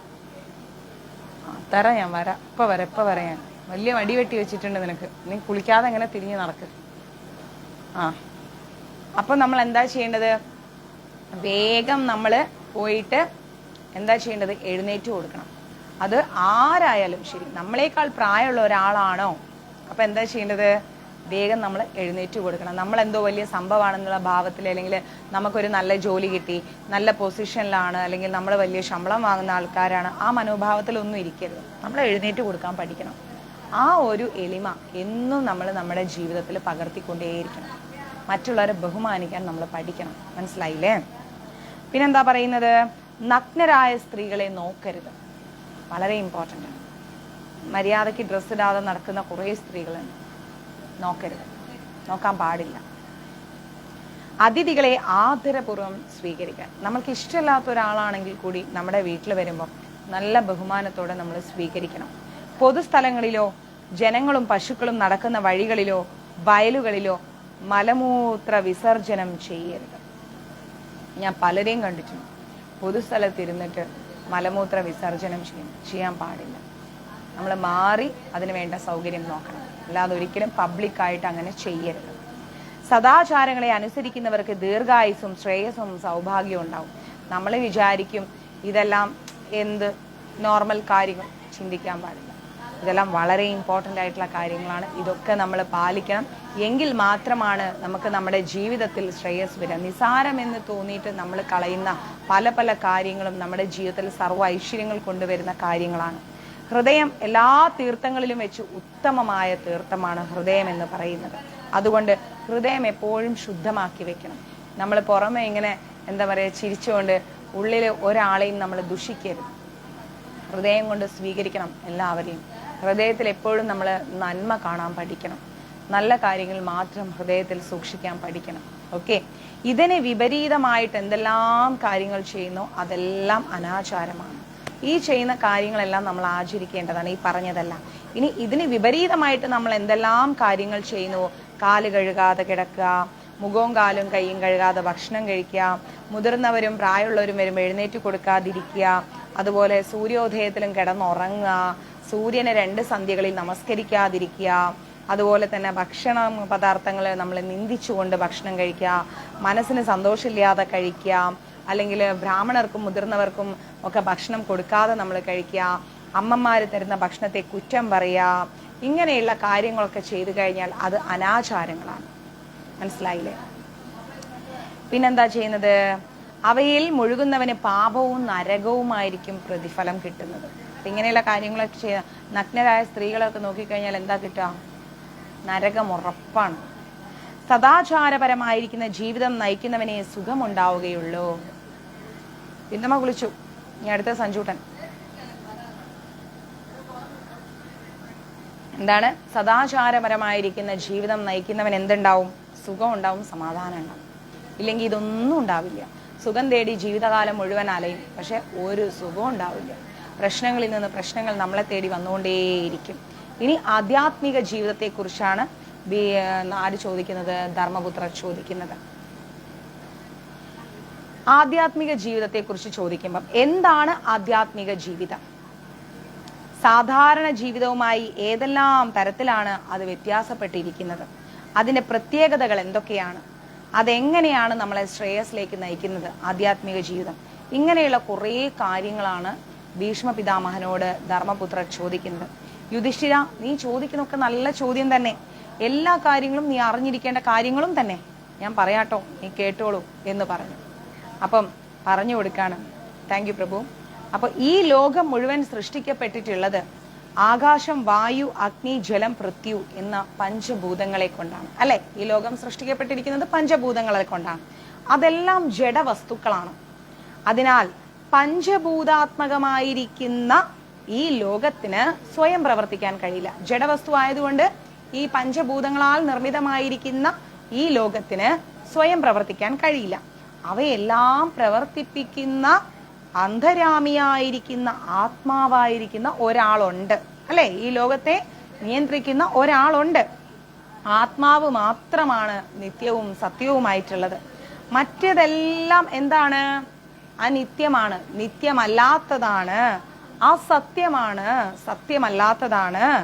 ഇതറിഞ്ഞുകൊണ്ട് ആ നിത്യത്തെ, അനിത്യത്തെ, നിത്യമല്ലാത്തതിനെ തള്ളി എന്നെന്നും നിലനിൽക്കുന്നതായതിനെ മുറുകെ പിടിക്കുന്ന അവസ്ഥയാണ് ആധ്യാത്മികത എന്ന് പറയുന്നത്. മനസ്സിലായില്ലേ? അപ്പം ആധ്യാത്മിക എന്ന് പറഞ്ഞാൽ എന്താണ്? നിത്യമായിരിക്കുന്നതെന്തോ അതാണ് ആധ്യാത്മികത. ആ ആധ്യാത്മികതയെ വേണം നമ്മൾ മുറുകെ പിടിക്കാൻ. അല്ലാതെ നിത്യമല്ലാത്തതിനെ പിന്നാലെ പോകുന്നത് ശരിയല്ല എന്ന് പറയുന്നു.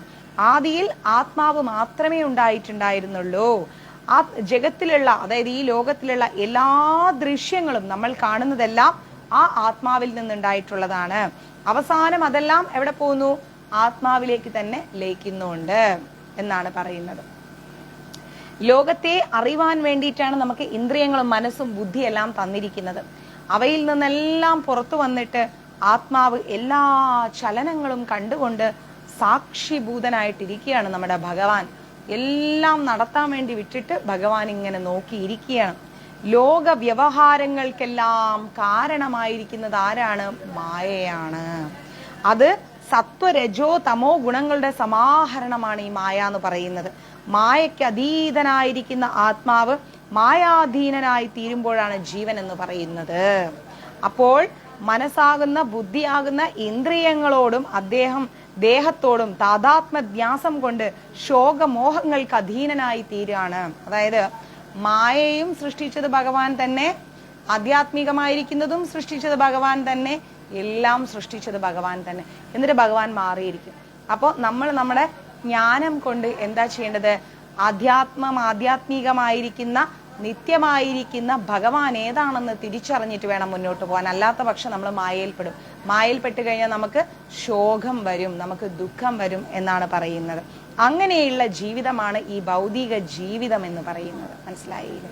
മായയിൽപ്പെടുന്ന ഈ ഭൗതിക ജീവിതത്തിൽ നമ്മൾ പെട്ടുകഴിഞ്ഞാൽ പിന്നെ നമുക്ക് രക്ഷയില്ല.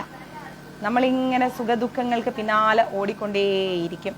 ആ നിത്യങ്ങളായിരിക്കുന്ന, അതായത് ഒന്നും സ്ഥിരമല്ലാതിരിക്കുന്ന ദേഹാദികളിൽ മനസ്സിനെ നിർത്തുന്നത് കൊണ്ടാണ് പല ദുഃഖങ്ങളും ദുരിതങ്ങളും ഉണ്ടാവുന്നത്.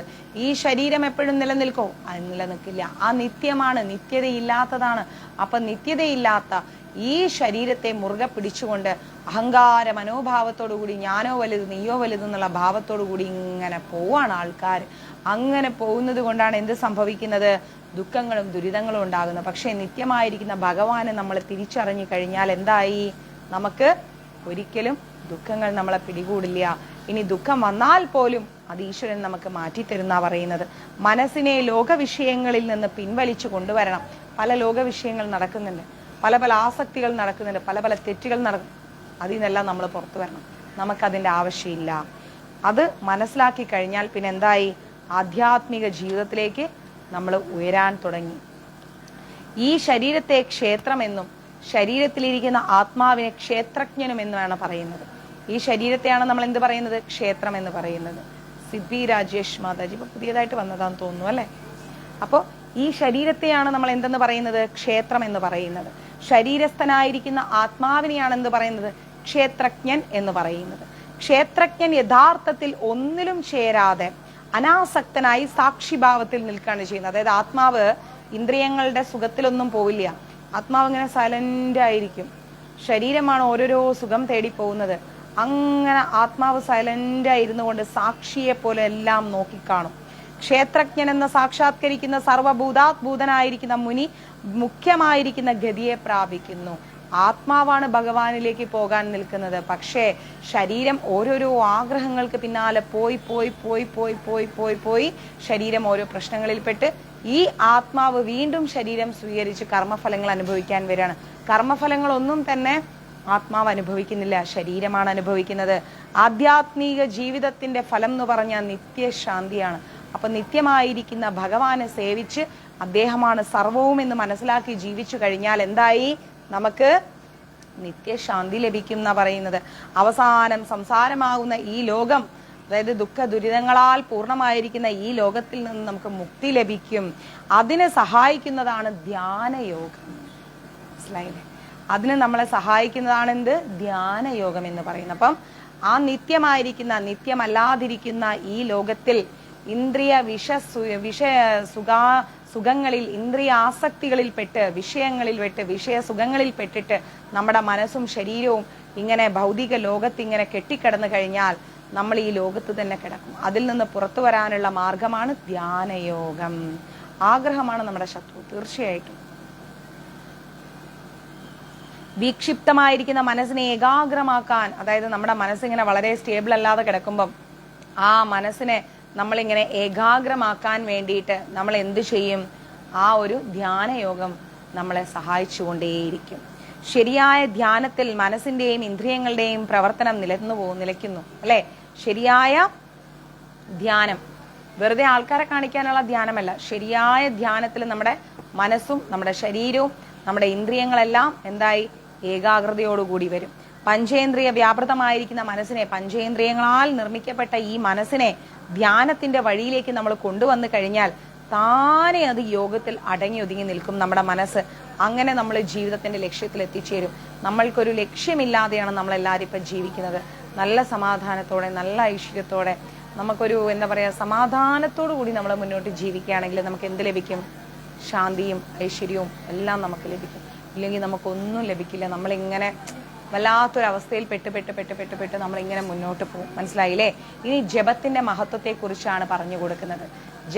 ഒരിക്കലും മഞ്ജരീസിലുള്ള ഒരാളും പെടാൻ പാടില്ല. നമ്മളെപ്പോഴും നല്ല എന്താ പറയുക, കോൺസെൻട്രേഷനോട് കൂടി ഭഗവാനെ പ്രാർത്ഥിച്ച് മുന്നോട്ട് പോകണം. ഇനി ജപത്തിന്റെ മഹത്വം, ആ മഹത്വത്തെ കുറിച്ചാണ് പറയുന്നത്. പിന്നെ യുധിഷ്ഠിരൻ ചോദിക്കുന്നത് ജപത്തെ കുറിച്ചാണ്. ആധ്യാത്മിക ജീവിതത്തിൽ ജപത്തിന്റെ പ്രാധാന്യം എന്താണെന്ന്, ഒരുപാട് പ്രാധാന്യം ഉണ്ടെന്ന് കേട്ടിട്ടുണ്ട്. എന്താണ് അത്രയും പ്രാധാന്യം എന്ന് ചോദിച്ചു. എന്താണ് ജപം? ജപത്തിന്റെ ഫലം എന്താണ്? ജപിക്കുന്നതിന്റെ ആവശ്യം എന്താണ്? അങ്ങനെയുള്ള യുധിഷ്ഠിരന്റെ ചോദ്യങ്ങൾക്ക് ഉത്തരമായിട്ട് ഭീഷ്മപിതാമഹൻ പറയാണ്, സാഖ്യവും യോഗവും വേദാന്തത്തിലുള്ള സന്യാസവുമെല്ലാം മനസ്സമാധിയെ അടിസ്ഥാനപ്പെടുത്തിയാണ് നിൽക്കുന്നത്. മനസ്സിന്റെ സമാധാനത്തെ അടിസ്ഥാനപ്പെടുത്തിയാണ് ഇതെല്ലാം നിൽക്കുന്നത്. മനസ്സിന് ഏകാഗ്രത കിട്ടുന്നതിന് സഹായിക്കുന്നതാണ് ധ്യാനവും ജപവും ഒക്കെ. മനസ്സിന് നല്ല ഏകാഗ്രത കിട്ടാൻ വേണ്ടിയിട്ട് നമ്മൾ എന്ത് ചെയ്യണം? ധ്യാനവും ജപവും ഒക്കെ നമ്മൾ പ്രാക്ടീസ് ചെയ്യണം. ഇന്ദ്രിയ നിഗ്രഹം കൂടാതെ, അതായത് ഇന്ദ്രിയങ്ങളെ നമുക്ക് ഒഴിവാക്കാൻ, ഇന്ദ്രിയങ്ങളുടെ ആഗ്രഹങ്ങളെ നമുക്ക് കൺട്രോൾ ചെയ്യാതെ ആധ്യാത്മിക ജീവിതത്തിൽ ഒരിക്കലും നമുക്ക് മുന്നോട്ട് പോകാൻ കഴിയില്ല. ഇന്ദ്രിയങ്ങളെ നമുക്ക് നിയന്ത്രിക്കാൻ പഠിക്കണം. ഇന്ദ്രിയങ്ങളെ അടക്കി നിർത്താൻ വേണ്ടി മനസ്സിനെ നമ്മൾ നിയന്ത്രിക്കണം. ആദ്യം ഇന്ദ്രിയങ്ങളെയാണ് നമ്മൾ അടക്കി നിർത്തേണ്ടത്. അതിനാണ് നമ്മൾ ആദ്യം ശ്രമിക്കേണ്ടത്. അതിന് അഹങ്കാരത്തോടുകൂടി മനസ്സിനെ നമ്മൾ കൊണ്ടുപോകരുത്. ചില വ്യക്തികളുണ്ട്, ഞാനെന്ന ഭാവത്തിൽ, അഹങ്കാര ഭാവത്തിൽ അങ്ങനെ പോകും. അത് ശരിയല്ല എന്നാ പറയുന്നത്. ആ അഹങ്കാരത്തെ ആദ്യം നമ്മൾ എന്ത് ചെയ്യണം? അടക്കി നിർത്തണം. ഏകാഗ്രതയോട് കൂടിയ ജപിച്ചുകൊണ്ട് തന്നെ, ഏകാഗ്രതയോടുകൂടി, അതായത് എല്ലാവരെയും ഹരേ കൃഷ്ണ ഹരേ കൃഷ്ണ കൃഷ്ണ കൃഷ്ണ ഹരേ ഹരേ ഹരേ രാം ഹരേ രാം രാം രാം ഹരേ ഹരേ കൃഷ്ണ കൃഷ്ണ കൃഷ്ണ ഹരേ ഹരേ ഹരേ രാം ഹരേ രാം രാം രാം ഹരേ, ഇങ്ങനെ ജപിക്കുന്ന ആൾക്കാരുണ്ട്. ഇതൊന്നും അല്ല ജപം.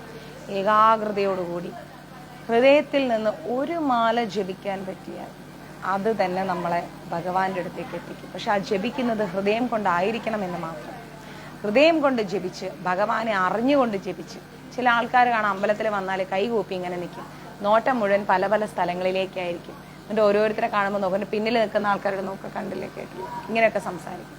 അവരോടൊക്കെ എനിക്ക് പുച്ഛം തോന്നും. എന്തിനാ വന്ന് നിൽക്കണേ? എന്താവശ്യത്തിനാ വന്ന് നിൽക്കണേ? ഒരു ഏകാഗ്രത ഒരു ക്ഷേത്രത്തിൽ പോലും നിങ്ങൾക്ക് സ്വയം ഉണ്ടാക്കിയെടുക്കാൻ സാധിക്കുന്നില്ല എങ്കിൽ പിന്നെ എന്തിനാണ് ക്ഷേത്രത്തിൽ വരുന്നത്? ഒരു ആവശ്യമില്ല. അപ്പൊ നമ്മൾ എന്ത് ചെയ്യണം? ഏകാഗ്രത പ്രാക്ടീസ് ചെയ്യണം ആദ്യം. അങ്ങനെ ഏകാഗ്രതയോട് കൂടി നമ്മൾ ജപിക്കുകയാണെങ്കിൽ ആ വ്യക്തി super. Sreelatha Mataji, take rest tightly. പ്രാർത്ഥിക്കാം, ഒന്നും പേടിക്കണ്ട. നെഗറ്റീവ്. അപ്പോ എന്താ ചെയ്യേണ്ടത്? നമ്മൾ ഏകാഗ്രതയോടുകൂടി പ്രാർത്ഥിച്ച് നമ്മൾ ഭഗവാനിലേക്ക് അടുക്കാൻ ശ്രമിക്കണം. അങ്ങനെ ഏകാഗ്രതയോടുകൂടി ഭഗവാനിലേക്ക് അടുത്താൽ മാത്രമാണ് നമ്മൾ പരമപദത്തിലേക്ക് എത്തിച്ചേരുന്നത്. ജപത്തിൽ ദോഷം സംഭവിച്ചു കഴിഞ്ഞാൽ അവന് നരകമാണ് ഫലം. ജപിക്കുന്ന വ്യക്തിക്ക് ദോഷം സംഭവിച്ചാൽ അത് നരകമാണ് ഫലം. ജപത്തിൽ ശ്രദ്ധിക്കേണ്ട കാര്യങ്ങൾ ഇതൊക്കെയാണ്. അഹങ്കാരമുണ്ടാവരുത്, മറ്റുള്ളവരെ അപമാനിക്കരുത്, പരദ്രോഹ ചിന്ത പാടില്ല, മറ്റുള്ളവരെ ദ്രോഹിക്കണം എന്നുള്ള ചിന്ത പാടില്ല, കാമമോഹങ്ങൾ പാടില്ല, ഭൗതിക സുഖഭോഗങ്ങളിൽ ഇച്ഛ പാടില്ല. അതായത് ഈ ലോകത്തിന്റെ സുഖങ്ങളിൽ നമുക്ക് ആഗ്രഹമൊന്നും പാടില്ല. മനസ്സിൽ രാഗദ്വേഷങ്ങൾ ഉണ്ടാവരുത്. ഈ 6 കാര്യങ്ങൾ ശ്രദ്ധിക്കാതെ സ്വാർത്ഥ ലാഭത്തോടുകൂടി ജപിച്ചു കഴിഞ്ഞാൽ അവര് നരകത്തിൽ പോയി പതിക്കും. ജപിക്കുന്നവരെന്തൊക്കെ ശ്രദ്ധിക്കണം? അഹങ്കാരം ഉണ്ടാവരുത്, മറ്റുള്ളവരെ അപമാനിക്കരുത്, മറ്റുള്ളവരെ ദ്രോഹിക്കണം എന്നുള്ള ചിന്ത പാടില്ല, കാമമോഹങ്ങൾ പാടില്ല, ഭൗതിക സുഖങ്ങളിൽ ഇച്ഛ പാടില്ല. മനസ്സിൽ രാഗദ്വേഷങ്ങൾ ഉണ്ടാവരുത്. ഈ 6 കാര്യങ്ങൾ ശ്രദ്ധിക്കാതെ സ്വാർത്ഥ ലാഭത്തിനായി ജപത്തിലേർപ്പെട്ടാലും നരകത്തിലേക്ക് പോകുന്ന പറയുന്നത്. ശരിയായ മട്ടിൽ ജപിക്കുന്നവർക്ക് പുനർജന്മമേ ഉണ്ടാവില്ല. ഒരു ജന്മം എടുത്തിട്ട് തന്നെ നമ്മളൊരു വഴിയായി, ഇനി ഒരു പുനർജന്മം എന്നും കൂടി പറയുമ്പോഴേക്കും അത് അതിലേറെ പ്രശ്നമായിരിക്കും. അപ്പം ജപത്തിൽ നമ്മൾ നല്ല കോൺസെൻട്രേഷനോട് കൂടി മുന്നോട്ട് പോവുകയാണെങ്കിൽ എന്തുണ്ടാവും? നമുക്ക് ഭഗവാനിലേക്ക് അടുക്കാൻ സാധിക്കും. മനസ്സിലായില്ലേ? പിന്നെന്താ പറയുന്നത്? ശരിയായ മട്ടിൽ ജപിക്കുന്നവർക്ക് പുനർജന്മമേ ഉണ്ടാവില്ല. തെറ്റായ വഴിയിൽ കൂടി നടക്കുന്ന വ്യക്തി ജപിച്ചു കഴിഞ്ഞാൽ ആ വ്യക്തിക്ക് നരകത്തിൽ പോയിട്ട് പുനർജനിക്കേണ്ടി വരും. തെറ്റായ രീതിയിൽ പോയാൽ നരകത്തിൽ പോയിട്ട് പുനർജനിക്കേണ്ടി വരുമെന്നാണ് പറയുന്നത്. ഇതൊക്കെയാണ് യുധിഷ്ഠിര മഹാരാജന്റെ കാര്യങ്ങൾ. അപ്പോൾ നമുക്ക് ബാക്കി ക്ലാസ് നാളെ എടുക്കാം. 9:40. എത്ര സമയത്രയായി? ടൈം എത്രയായി?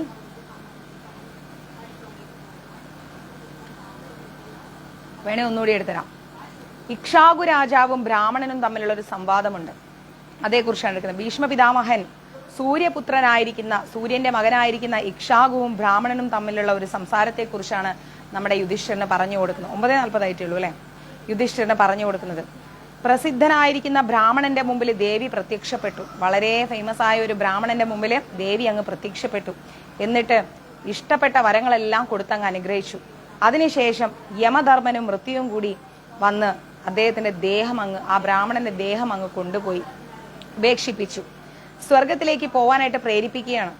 പക്ഷേ ഈ ദേഹം ഉപേക്ഷിച്ച് സ്വർഗത്തിലേക്ക് പോകാൻ ആര് സമ്മതിക്കുന്നില്ല? നമ്മുടെ ബ്രാഹ്മണൻ സമ്മതിക്കുന്നില്ല. മരണവും മൃത്യുവും കൂടെ വന്നിട്ട്, യമധർമ്മനും മൃത്യുവും കൂടെ വന്നിട്ട് ശരീരം ഉപേക്ഷിക്കൂ, വാ നമുക്ക് സ്വർഗത്തിൽ പോകാന്ന് പറഞ്ഞു. ഇല്ല, ഞാൻ വരൂലെന്ന് ബ്രാഹ്മണൻ പറയേ, ഞാൻ വരൂല, എനിക്ക് ഈ ശരീരം വിട്ട് വരാൻ ഇഷ്ടമില്ല എന്ന് പറഞ്ഞു. അവർ തമ്മിൽ ഇങ്ങനെ വാഗ്വാദം നടന്നുകൊണ്ടിരിക്കുകയാണ്. തീർത്ഥയാത്രയ്ക്ക് പോയിരിക്കുകയാണ് ആര്? ഇക്ഷാകു രാജാവ്. അവിടെ വന്നെത്തി. തീർത്ഥയാത്രയ്ക്ക് പോയ ഇക്ഷാകു രാജാവ് അവിടെ എത്തി.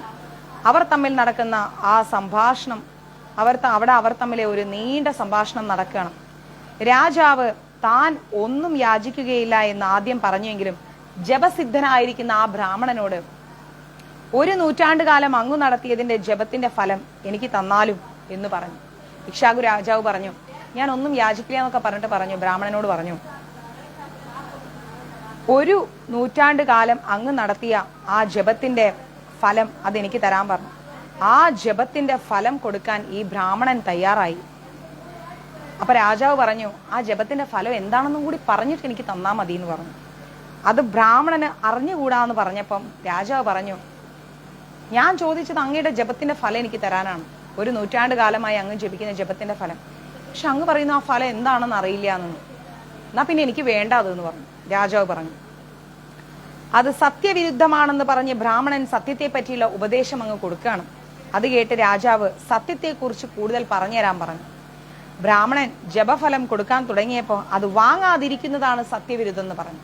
ഞാൻ തരാന്ന് പറഞ്ഞല്ലേ, നിങ്ങൾ എന്നോട് ചോദിച്ചതല്ലേ രാജാവേ, ഇപ്പൊ വേണ്ടാന്ന് പറയുന്നു, അതാണ് സത്യവിരുദ്ധം, അതാണ് അതിന്റെ ഫലം, അത് തെറ്റാന്ന് പറഞ്ഞു. അധർമ്മമാണെന്നും സത്യത്തിലാണ് ലോകം നിലകൊള്ളുന്നതെന്നും ബ്രാഹ്മണൻ പറഞ്ഞു. നിങ്ങൾ ഇപ്പൊ ചെയ്യുന്ന അധർമ്മമാണ് രാജാവേ, നിങ്ങൾ എന്നോട് ചോദിച്ചിട്ടല്ലേ ഞാൻ തരാൻ തയ്യാറായത്, ഇപ്പൊ പറയുന്നു അത് വേണ്ടെന്ന്, അപ്പൊ അത് അധർമ്മമല്ലേ നിങ്ങൾ ചെയ്യുന്നത്, ഇതാണ് സത്യവിരുദ്ധമായിരിക്കുന്ന കാര്യം എന്ന് പറഞ്ഞു. സത്യമേവാക്ഷരം ബ്രഹ്മ സത്യമേവാക്ഷരം തപ സത്യമേവാക്ഷരോ യജ്ഞ സത്യമേവാക്ഷരം ശ്രുതം സത്യം വേവശതു ജാർഗതി ഫലം സത്യം പരം മൃതം സത്യാർത്ഥമോദയശൈവ സർവം സത്യേ പ്രതിഷ്ഠിതം എന്നാ പറയുന്നു. അനശ്വരമായിരിക്കുന്ന ബ്രഹ്മം, അതായത് ഒരിക്കലും നശിക്കാത്ത ബ്രഹ്മം, തപസ്, യജ്ഞം എല്ലാം സത്യമാണെന്നാണ് വേദങ്ങളിൽ പറയുന്നത് അല്ലെ. അതിന്റെ ഫലവും സത്യം തന്നെ. ജയപ്രകാശ് പ്രഭു, അതിന്റെ സത്യവും എന്താണ്? അതിന്റെ ഫലം എന്താണ്? സത്യമാണ്. ധർമ്മവും സത്യത്തിൽ തന്നെയാണ് നിലകൊള്ളുന്നത്. സത്യമുണ്ടെങ്കിലേ എല്ലാം നിലനിൽക്കുന്നുള്ളൂ. സത്യത്തെക്കാൾ വലുതായിട്ട് ഈ ലോകത്തൊന്നുമില്ല. യജ്ഞഫലവും തപഫലവും ദാനഫലവും സ്വാധ്യായ ഫലവും എല്ലാം സത്യത്തിന് താഴെയാണ്. സത്യത്തിന് മുകളിലായിട്ടൊന്നുമില്ല എന്നാ പറയുന്നത്. തുലാമാരപിതോ ധർമ്മ സത്യം ചൈവേദനശ്രുതം സമകക്ഷാം തുലായതോ യഥ സത്യം തതോധികം യഥോ ധർമ്മസ്തോ സത്യം സർവം സത്യേന വർദ്ധതേ എന്നാ പറയുന്നത്. പണ്ട് സത്യത്തെയും ധർമ്മത്തെയും തമ്മിൽ തൂക്കി നോക്കിയപ്പം സത്യത്തിനാണ് കൂടുതൽ തൂക്കം വന്നിരിക്കുന്നത്. ധർമ്മമുള്ളിടത്ത് സത്യം ഉണ്ടാവും. എല്ലാം സത്യം കൊണ്ടാണ് വർദ്ധിക്കുന്നത്. സത്യമുണ്ടെങ്കിലേ എല്ലാം നിലനിൽക്കുകയുള്ളൂ. അതുകൊണ്ട് രാജാവേ, അങ്ങെന്തിനാണ് അസത്യമായിരിക്കുന്ന കർമ്മത്തിന് ഒരുങ്ങുന്നത് എന്ന് ചോദിച്ചു. ഈ ജപത്തിന്റെ ഫലം സ്വീകരിക്കുന്നില്ല എങ്കിൽ അങ്ങയുടെ ഈ ജീവിതകാലം മുഴുവൻ അങ്ങ് ധർമ്മം ഇല്ലാത്ത ഒരാളായിട്ട് ജീവിക്കേണ്ടി വരുമെന്ന് ഈ ബ്രാഹ്മണൻ പറഞ്ഞു. അങ്ങ് ചോദിച്ചല്ലേ എന്നോട് ഇതിന്റെ ജപത്തിന്റെ ഫലം വേണമെന്ന്. ഇപ്പൊ ഞാൻ തരാന്ന് പറഞ്ഞപ്പോൾ അതെന്താണെന്ന് അറിയില്ല എന്ന് പറഞ്ഞപ്പോൾ അങ്ങ് പറയാണ് വേണ്ടെന്ന്. അപ്പൊ അങ്ങ് ഒരു ജന്മം മുഴുവൻ അധർമ്മിയായിട്ട് ജീവിക്കേണ്ടി വരും എന്ന് പറഞ്ഞു. അത് കേട്ട് രാജാവ് പറയാണ്, അയ്യോ ദ്വിജ, യുദ്ധം ചെയ്യുകയും രക്ഷിക്കുകയുമാണ് ക്ഷത്രിയന്റെ ധർമ്മം. ക്ഷത്രിയന്മാർ എപ്പോഴും കൊടുക്കുന്നവരാണ്. പിന്നെ എങ്ങനെയാണ് ഞാൻ ദാനം വാങ്ങാം? ഞാനൊരു ക്ഷത്രിയനാണ്, ഞാൻ ദാനം കൊടുക്കുന്നവനാണ്. പിന്നെ എങ്ങനെ ഞാൻ അങ്ങയോട് ദാനം സ്വീകരിക്കും? അപ്പൊ ബ്രാഹ്മണൻ പറഞ്ഞു, ഞാൻ അങ്ങോട്ട് വന്നിട്ട് ദാനം തരാന്നൊന്നും പറഞ്ഞിട്ടില്ല, അതിനൊട്ട് ഞാൻ ആഗ്രഹിക്കുന്നുമില്ല. അങ്ങ് ഇങ്ങോട്ട് വന്നിട്ടാണ് എന്റെ ജപത്തിന്റെ ഫലം ചോദിച്ചത് അല്ലെ? അപ്പൊ അങ്ങേക്ക് അറിയില്ലായിരുന്നു ഇത് യാചിച്ചു വാങ്ങുന്നതാണെന്നുള്ളത്? എന്താണ് ഇപ്പൊ വാങ്ങാതിരിക്കാൻ കാരണം? ഞാൻ അങ്ങയുടെ അടുത്തേക്ക് അങ്ങോട്ട് വന്നു, എന്റെ ജപത്തിന്റെ ഫലം തരാ, എന്റെ ജപത്തിന്റെ ഫലം തരാന്നും പറഞ്ഞു. ഇല്ലാലോ, അങ്ങ് ഇങ്ങോട്ട് വന്നിട്ടില്ല എന്നോട് ചോദിച്ചത് 1 നൂറ്റാണ്ട് കാലം ജപിച്ച എന്റെ ഫലം എനിക്ക് താന്ന് ഞാൻ തരാന്ന് പറഞ്ഞപ്പോ അങ്ങ് ചോദിക്കാൻ അത് എന്താണെന്ന് ഞാൻ പറഞ്ഞു എനിക്ക് അറിയില്ല എന്ന് പറഞ്ഞപ്പോ അങ്ങ് പറയണേ എനിക്ക് വേണ്ടാന്ന്. ഇതെന്താ അത് ശരിയാവൂല എന്ന്. ഇപ്പൊ അത് വാങ്ങാതിരിക്കാനുള്ള കാരണം എന്താ? ഇതങ്ങ് വാങ്ങിയില്ലേ അങ്ങ് ഒരു ധാർമ്മികനല്ലാതെ ജീവിക്കേണ്ടി വരുന്നതാണ്. ഇങ്ങനെ വളരെ നേരം രണ്ടുപേരും തമ്മിൽ അങ്ങോട്ടും ഇങ്ങോട്ടും സംസാരം തുടങ്ങി. അവരങ്ങോട്ട് അവരെ കാര്യങ്ങൾ പറയാൻ തുടങ്ങി. ഇങ്ങനെ ഇന്ദ്രാദി ദേവന്മാരും സിദ്ധസാന്ധ്യ ഗന്ധർവാദികളും ബ്രഹ്മദേവനും വിഷ്ണു ഭഗവാനും എല്ലാവരും കൂടെ അവിടെ എത്തി പടവെട്ടുന്നത് കണ്ടപ്പം രണ്ടുപേരുടെയും സത്യനിഷ്ഠയെയും ധർമ്മനിഷ്ഠയെയും പറ്റി എല്ലാവരും പുകഴ്ത്തി പറയാൻ തുടങ്ങി. ആകാശത്തിൽ നിന്ന് പുഷ്പങ്ങൾ ഇങ്ങനെ വരാൻ തുടങ്ങി. വാദ്യഘോഷങ്ങൾ മുഴങ്ങി. അവസാനം രാജാവും ബ്രാഹ്മണനും ബ്രഹ്മദേവനിൽ പോയിട്ട് പരമഗതി അടഞ്ഞു. ഇത് ജാപകന്മാർക്കുള്ള ഫലത്തെയും ഗതിയെയും പറ്റി പറഞ്ഞ ഒരു കഥയാണ്. ആത്മാർത്ഥതയോടുകൂടി മനസ്സടക്കി ജപം നടത്തുന്നവരാരായാലും ശരി, അനന്തമായിരിക്കുന്ന ഒരിക്കലും നിലയ്ക്കാത്ത ഫലങ്ങൾ അവരെ കാത്തിരിക്കുന്നുണ്ട്. ഇതാണ് ഭീഷ്മ പിതാമഹൻ പറഞ്ഞു കൊടുക്കുന്നത്. പ്രജ്ഞയാണ് മനുഷ്യന്റെ ഏറ്റവും വലിയ ബന്ധു. പിതാമഹന്റെ മറുപടി കേട്ടപ്പോൾ നല്ല സന്തോഷയാർക്ക് ധർമ്മപുത്രന്. പിന്നീട് ചോദിച്ചു, നിലനിൽപ്പിന് കാരണമായിരിക്കുന്ന ഗുണം എന്താണ്? ഒരാൾ നിലനിൽപ്പിന് കാരണമായിരിക്കുന്ന ഗുണം എന്താണെന്ന് ചോദിച്ചു. ബന്ധുക്കൾ, കർമ്മം, ധന, പ്രജ്ഞം, ഏതിലാണ് നമ്മൾ പ്രാധാന്യം കൊടുക്കേണ്ടത്? അപ്പൊ ഭീഷ്മ പിതാമഹൻ പറയണം, പ്രജ്ഞ തന്നെയാണ് നിലനിൽപ്പിന് കാരണമായിരിക്കുന്നത്. അതിനുവേണ്ടി ഞാനൊരു കഥ പറഞ്ഞുതരാന്ന് പറഞ്ഞു. പ്രജ്ഞാലാഭം പോലെ മറ്റൊരു ലാഭവും ഇല്ല. പണ്ട് കശ്യപ ഗോത്രത്തിലുള്ള ഒരു ബ്രാഹ്മണൻ, കശ്യപ കുലത്തിലുള്ള ഒരു ബ്രാഹ്മണൻ ഒരു വഴി കൂടി ഇങ്ങനെ നടന്നു പോവാണ്. നല്ല ധനികനായിരിക്കുന്ന ഗർഭിഷ്ഠനായിരിക്കുന്ന ഒരു വൈശ്യൻ തേര് തട്ടി, ആ വൈശ്യന്റെ തേര് തട്ടി ദേഹത്തിൽ പരിക്കേറ്റു. ഈ ബ്രാഹ്മണന്റെ വൈശ്യന്റെ തേര് തട്ടിയപ്പം ഈ ബ്രാഹ്മണന്റെ ദേഹത്തിൽ പരിക്ക് വന്നു. താനൊരു ദരിദ്രനായതുകൊണ്ട് വൈശ്യൻ അയാളെ അവഗണിക്കുന്ന ബ്രാഹ്മണൻ കരുതി. അദ്ദേഹത്തിന് ഭയങ്കര ദേഷ്യവും വെറുപ്പും ഒക്കെ തോന്നി ബ്രാഹ്മണന്. ഞാനൊരു നിർധനൻ, അതുകൊണ്ട് തന്നെ വൈശ്യന്റെ തേര് എന്റെ മേലെ തട്ടിയ വൈശ്യൻ തിരിഞ്ഞു നോക്കൂ? ഇല്ല, അയാളെ വഴിക്കങ്ങ് പോവുമായിരിക്കും എന്ന് കരുതി ബ്രാഹ്മണന് ഭയങ്കര ദേഷ്യം വന്നു. ദാരിദ്ര്യം എല്ലാവരുടെയും അവഗണനയ്ക്ക് കാരണമെന്നും എല്ലാവരെയും അപമാനിക്കുന്ന കാരണമായിട്ടാണ് ദാരിദ്ര്യം. ഈ ദാരിദ്ര്യം കാരണം ആരും ഒരു വില തരുന്നില്ല, എല്ലാവരും അവഗണിക്കുന്നു. ഇത്രയ്ക്ക് മോശമായ ദാരിദ്ര്യമാണല്ലോ എനിക്ക്. അതുകൊണ്ട് അദ്ദേഹം വിചാരിച്ചു, ഇനി മതി ജീവിച്ചത്, ആത്മഹത്യ ചെയ്തേക്കാം എന്ന് ചിന്തിച്ച് അദ്ദേഹം ഇങ്ങനെ ബ്രാഹ്മണൻ കാട്ടിലൂടെ നടക്കണം. അപ്പോ ദേവേന്ദ്രൻ എന്ത് ചെയ്തു? ആ ബ്രാഹ്മണൻ രക്ഷിക്കാനായിട്ട് ഒരു കുറുക്കന്റെ രൂപത്തിൽ ദേവേന്ദ്രൻ ബ്രാഹ്മണന്റെ മുമ്പിൽ അങ്ങ് പ്രത്യക്ഷപ്പെട്ടു. എന്തിനാണ് അങ്ങ് മരിക്കാൻ പോണത്? കുറുക്കൻ ചോദിക്കുകയാണ്. എന്തിനാണ് അങ്ങ് മരിക്കാൻ പോകുന്നതെന്ന് ചോദിച്ചു. ചോദ്യത്തിന് ബ്രാഹ്മണൻ പറഞ്ഞു, ഓ, എന്റെ ദാരിദ്ര്യം കൊണ്ട് എല്ലാവരും എന്നെ അവഗണിക്കുകയാണ്, അപമാനിക്കുന്നു. അതുകൊണ്ട് എനിക്ക് ജീവിക്കണമെന്ന് ഒരാഗ്രഹവും ഇല്ല. ഒരു ദരിദ്രനായി ജീവിക്കുന്നതിലും ഭേദമാണ് ഞാൻ മരിക്കുന്നത്. അപ്പോ കുറുക്കൻ പറയാണ്, അല്ലയോ ബ്രാഹ്മണ, എല്ലാ ജീവമായിരിക്കുന്ന ജന്മങ്ങളിലും വെച്ചിട്ട് ഏറ്റവും ശ്രേഷ്ഠമായിരിക്കുന്ന ജന്മല്ലേ മനുഷ്യജന്മം? അതിലാണെങ്കിലോ മനുഷ്യജന്മമാണ് എല്ലാ ജന്മങ്ങളിലും വെച്ച് ശ്രേഷ്ഠമായ ജന്മം. ആ ജന്മത്തിലോ ഏറ്റവും വലിയ ബ്രാഹ്മണ കുലത്തിൽ അങ്ങ് ജനിച്ചിരിക്കുന്നു. ഇതൊക്കെ കിട്ടിയിട്ട് എന്തിനാ ഈ ജന്മം അങ്ങ് നശിപ്പിക്കുന്നത്? കൈകളുള്ള ഒരു ജീവിയല്ലേ മനുഷ്യൻ? 2 കൈയില്ലേ മനുഷ്യന്? അതുകൊണ്ട് എന്തെല്ലാം കാര്യങ്ങൾ പ്രവർത്തിച്ച് എന്തെല്ലാം നേടാൻ പറ്റും. കുറുക്കനായ ഞങ്ങളുടെ കാര്യം ഒന്ന് ആലോചിച്ച് നോക്കും.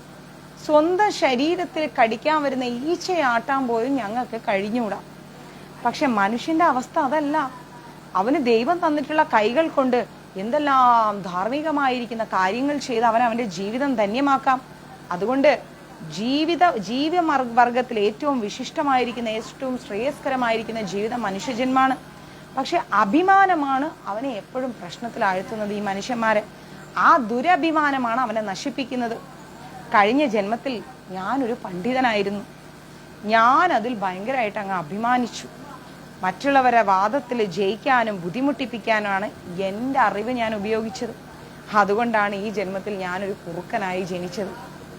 അങ്ങ് അഭിമാനമെല്ലാം ഉപേക്ഷിച്ച് സത്കർമ്മങ്ങളൊക്കെ ചെയ്ത് ഈ ബ്രാഹ്മണ ജന്മത്തെ സഫലമാക്കിക്കൊണ്ട് അങ്ങ് ജീവിക്കൂ, അല്ലാതെ മരിക്കല്ല ചെയ്യേണ്ടത്, വീട്ടിലേക്ക് പോകുന്നു പറഞ്ഞു കുറുക്കൻ. കുറുക്കന്റെ വാക്ക് കേട്ട് ബ്രാഹ്മണന്റെ ബുദ്ധി അങ്ങ് തെളിഞ്ഞു. അവൻ തപസ് ചെയ്ത് ഒരു ഉത്കൃഷ്ടമായ ജീവിതം നയിച്ചു. ഈ പ്രജ്ഞയാണ് ഒരു മനുഷ്യന്റെ ബന്ധു എന്ന് പറയുന്നത്. മനസ്സിലായില്ലേ? അപ്പൊ നമ്മൾ എന്താ ചെയ്യേണ്ടത്? ഒരിക്കലും ഒരു അറിവില്ലാത്ത തീരുമാനങ്ങൾ ജീവിതത്തിൽ എടുക്കരുത്. നല്ലോണം ആലോചിച്ച് ചിന്തിച്ചിട്ട് വേണം ഓരോ തീരുമാനങ്ങൾ എടുക്കാൻ. Okay, happy? ഇനി ജ്ഞാനയോഗം വേദാധ്യായം അത് നാളെ എടുക്കാം. പോരെ? കുറച്ച് ബോറടിയാണ്, എനിക്കറിയാം. കുറെ എന്തൊക്കെയോ ലൈൻസ് കേൾക്കാൻ. ഈ സ്ഥലം നമ്മുടെ വീട്ടിന്റെ മുൻഭാഗം, എന്താ പറയാ, ഇങ്ങോട്ടിരുന്നിട്ട് ഞാൻ ക്ലാസ് എടുക്കാം. ഇന്ന് ഞാൻ ഇങ്ങോട്ടാക്കി.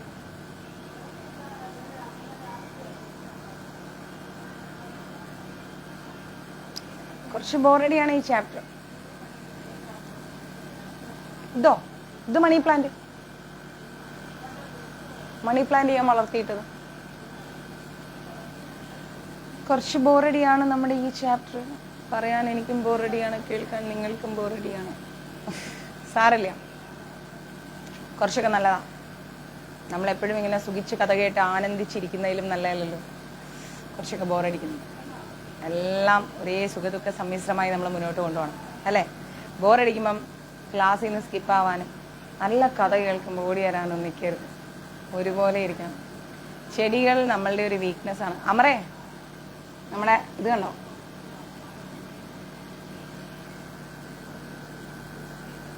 ശംഖുപുഷ്പം.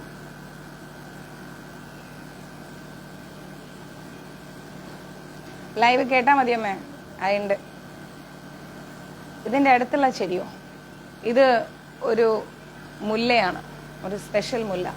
ഇങ്ങനെ നിറയെ മുല്ല പൂത്ത് നിൽക്കും, ആ മുല്ലയാണ്. അവരുമൊക്കെ ഒരു ജീവാത്മാക്കളാണ്. ഈ സൈഡിൽ മുഴുവൻ ചെടിയാണ്, പിന്നെ ടെറസിൽ ചെടിയുണ്ട്.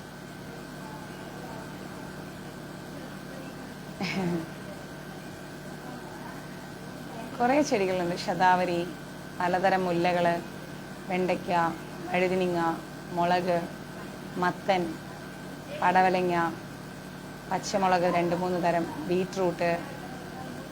ഗ്ലാസ് ഇല്ലെങ്കിൽ ബോറാവൂല്ലേ? പൂവിടുമ്പോൾ കാണിക്കാം. ശംഖുപുഷ്പം, കാശിത്തുമ്പ, പിന്നെ തെച്ചിപ്പൂവ്, റെഡ്, യെല്ലോ, പിന്നെ ചെമ്പരത്തികൾ, റോസാ ചെടികൾ, അങ്ങനെ അങ്ങനെ അങ്ങനെ അങ്ങനെ കുറേ കുറേ കുറേ കുറേ ടൈപ്പുകളുണ്ട്. കുറേ എന്തൊക്കെയോ ഉണ്ട്. പിന്നെ ഓർക്കിഡ്, ചീര, തുളസികൾ, പലതരം തുളസി, പിന്നെ കറ്റാർവാഴ. ഇത് നീല ശംഖുപുഷ്പം, വെള്ളയല്ല, നീല. പാരിജാതം, കുറേ ഉണ്ട്. മേലെ വാഴയൊക്കെ ഉണ്ട്. വാഴ, ചെമ്പകം, പിന്നെ കുറച്ച് പൂവില്ലാത്ത അലങ്കാര ചെടികൾ. ആ ചെടി തരൂല,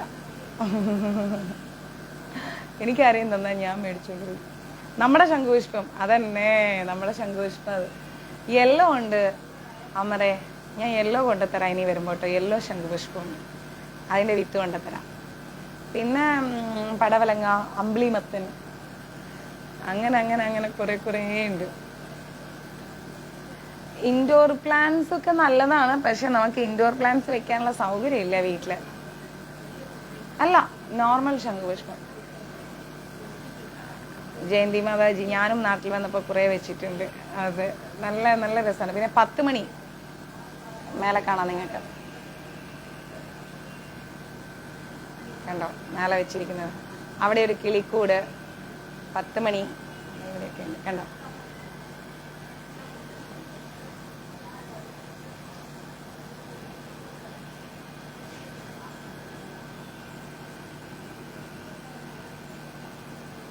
ഇങ്ങനെ കണ്ടാലൊരു ലുക്ക് തോന്നില്ല, ഇങ്ങനെ ഇങ്ങനെ വളർത്തി വിട്ടിരിക്കുകയാണ്, കണ്ടില്ല.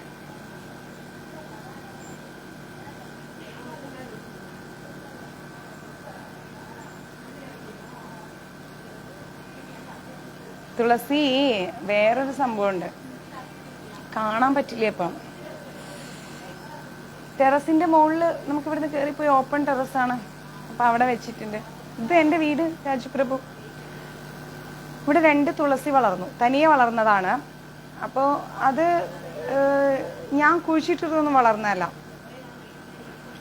10 മണി ദിവ്യയുടെ കളക്ഷൻസ് ആണ്, അവൾ വെച്ചതാണ് 10 മണി. അവിടെ ഇവിടെയൊക്കെ വെച്ചിട്ടുണ്ട്. അപ്പോൾ തുളസി വെച്ചപ്പോഴത്തേക്കും ഭയങ്കര വലുത്, ഇത്ര വലിയ ഇല തുളസി, ഭയങ്കര ഇല. അതെങ്ങനെ വളർന്നു? തണ്ടൊക്കെ അങ്ങ് ബ്ലൂ കളർ തണ്ട്, കാണില്ല, അതാ കുഴപ്പം. അപ്പൊ ഇത്രയായി, നോക്കട്ടെ കാണാൻ പറ്റുമോ, കാണാൻ ഇപ്പം കാണില്ല. അത്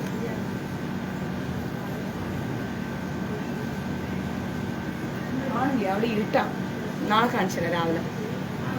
വലിയ ഇല ആ തുളസിക്ക്, ഭയങ്കര വലുത്. ഇന്ന് എന്നോട് ലക്ഷ്മി ചേച്ചി പറയണം, അല്ല മഹേശ്വരി ചേച്ചി പറയണം, അയ്യോ എന്തൊരു വലുപ്പം ഈ തുളസി ഇലക്ക് ഇതെന്ന്.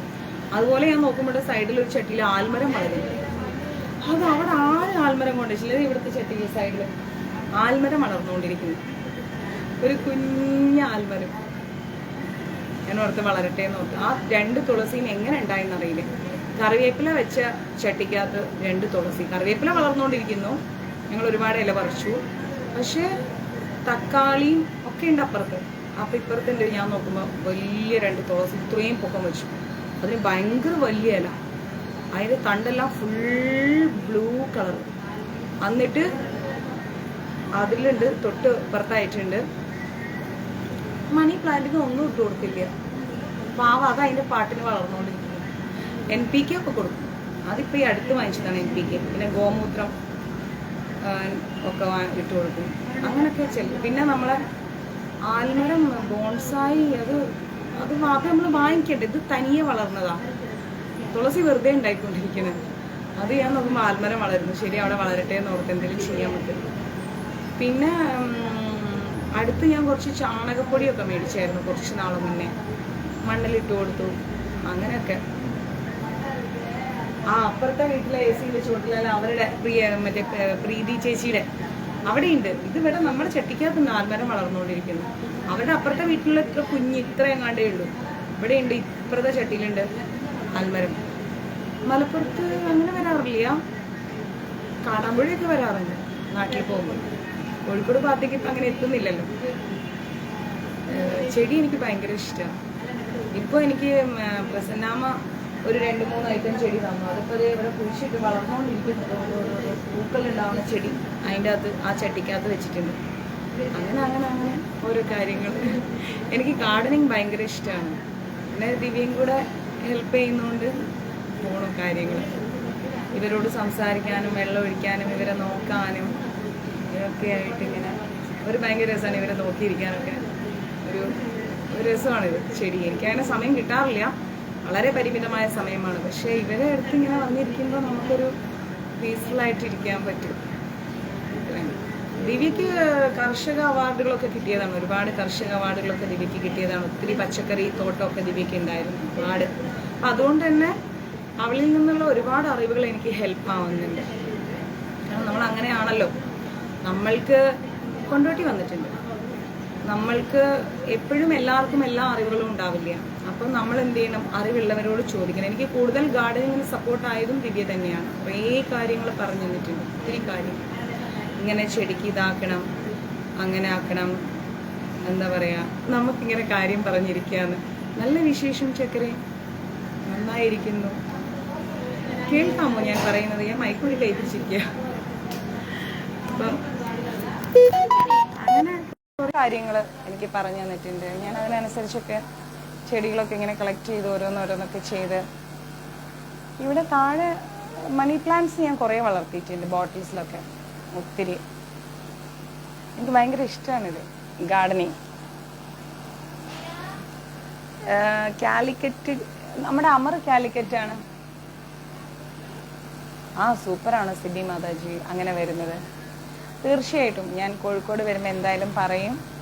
അപ്പോൾ നമുക്ക് വരാം, നല്ലപോലെ കേൾക്കാം. നമുക്കപ്പോൾ കാണാം, വൈകാതെ കാണാം നമുക്ക്. കാലിക്കറ്റ് ഞാൻ വരുന്നുണ്ട്. ഇവിടെ പൊതുവേ ഞങ്ങളുടെ ഈ ഫ്ലാറ്റിൻ്റെ ചുറ്റും നല്ല, എന്താ പറയുക, നല്ല അറ്റ്മോസ്ഫിയറാണ്. ഇഷ്ടംപോലെ മാവും കാര്യങ്ങളൊക്കെ. തുളസിയിൽ ഭഗവാൻ വൃന്ദാദേവിയിൽ എപ്പോഴും കുടികൊള്ളും. ഭഗവാനെ നമുക്ക് ദർശിക്കാൻ സാധിക്കുന്ന ഏറ്റവും നല്ല ഒരു പ്ലാന്റ് ആണ് തുളസി എന്ന് പറയുന്നത്. തുളസി വളരെ നല്ലതാണ്. ഏകാദശി സമയത്തൊന്നും തുളസി പറിക്കാൻ പാടില്ല. തീർച്ചയായിട്ടും കാണാൻ പറ്റുമല്ലോ, ഞാൻ വരാമല്ലോ, നമുക്ക് ഉറപ്പായിട്ടും കാണാം. ഞാൻ വരുന്നുണ്ട്, കോഴിക്കോട്ടേക്ക് വരുന്നുണ്ട്. സഞ്ജു അങ്ങനെ. അവിടെ നല്ല മഴ അല്ല, ഇവിടെ ഭയങ്കര ചൂട്, ഒരു രക്ഷയില്ല. ഞാൻ വേർത്ത് ഒഴുകിക്കൊണ്ടിരിക്കുകയാണ് ഇവിടെ ഇരുന്നിട്ട്. നല്ല ചൂട്. മഴ പെയ്തിട്ടേ ഉള്ളൂ, പക്ഷെ നല്ല ചൂട്.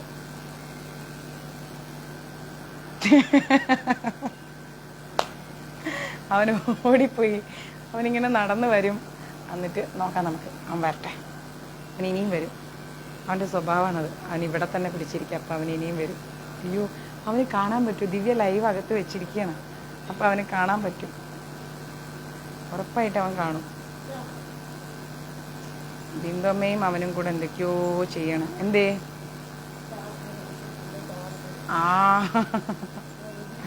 ചാർജർ അകത്ത്. നോക്കാം മാതാജി, എല്ലാവരുടെ മെസ്സേജും നോക്കാം. കാണാൻ പറ്റുമോ നോക്കാം ഞാൻ. ഇത് നമുക്ക് തുളസി കാണിക്കാൻ പറ്റുമോ നോക്കട്ടെ. കാണാൻ ചാൻസ് കുറവാണ്.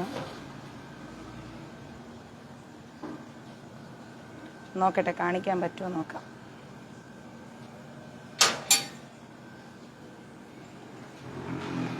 കാണാൻ കുറച്ച് ചാൻസ് കുറവാണ്. എന്നാലും ഞാൻ ആ തുളസി കാണിച്ചിരാം. നല്ല മനോഹരമായിരിക്കുന്ന തുളസിയാണ്.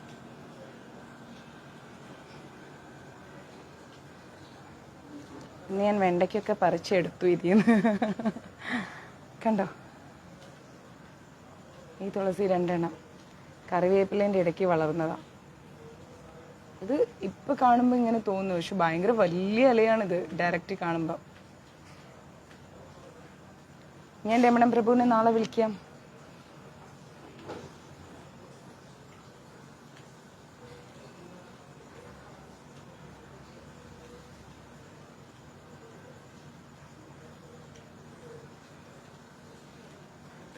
ഇത് നമ്മുടെ വെണ്ടയ്ക്ക.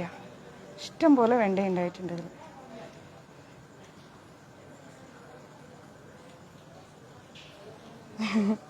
മേലെയുണ്ട് ഇതുപോലെ കുറേ.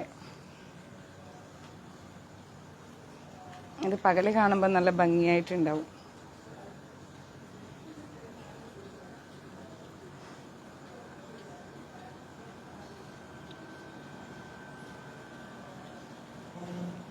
ആൽമരം കാണിച്ചിരാം. ഒരു കുഞ്ഞ് ആൽമരം വളർന്നു വരുന്നു, കണ്ടോ?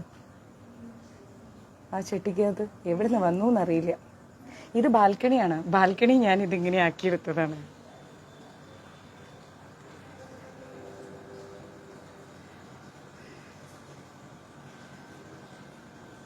വളമൊന്നും ഇട്ടിട്ടില്ല. അതിങ്ങനെ ഇവിടെ എന്തൊക്കെയോ ഇപ്പോൾ കൊണ്ടുപോയിട്ടതാണത്. ബിന്ദുമ്മയുടെ കുറേ കാര്യങ്ങൾ. ഇത് പാരിജാതമാണ്, വലിയല്ല തുളസിക്ക്. ഇതിപ്പം നമ്മുടെ പ്രസന്നാമ കൊണ്ടെത്തുന്നൊരു പൂവിൻ്റെയാണ്. ഇതും തുളസി. ഇതൊക്കെ എന്തൊക്കെയോ ചീരകളും അതും ഇതും ഓരോ കാര്യങ്ങൾ. ശംഖുപുഷ്പങ്ങൾ.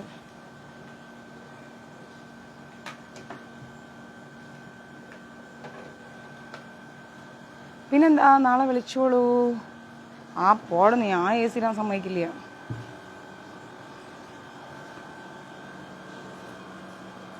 ഇതാണ് നമ്മുടെ ശതാവരി.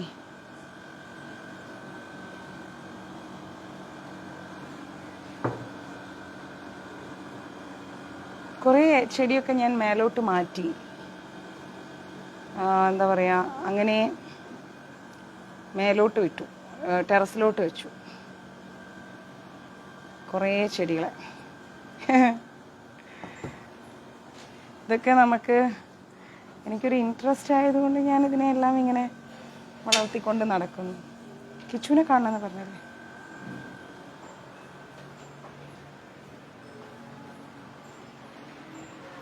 മാല എടുത്ത് വെച്ചിട്ടില്ല.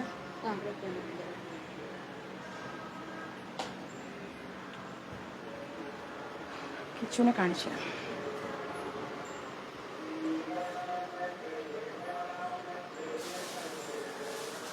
നാളെ ഉച്ചയ്ക്ക്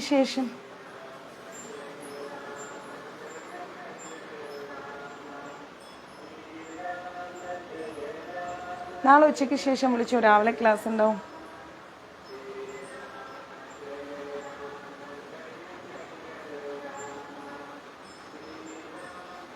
കിച്ചൂട്ടനും രാധാറാണി.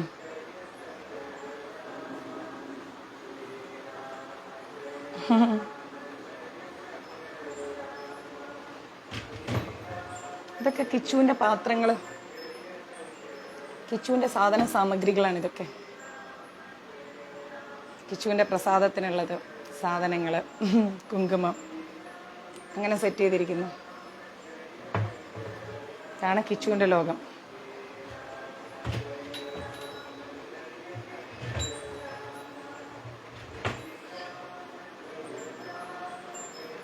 ഞാൻ ഒരു സൂത്രം കാണിച്ചേരേ.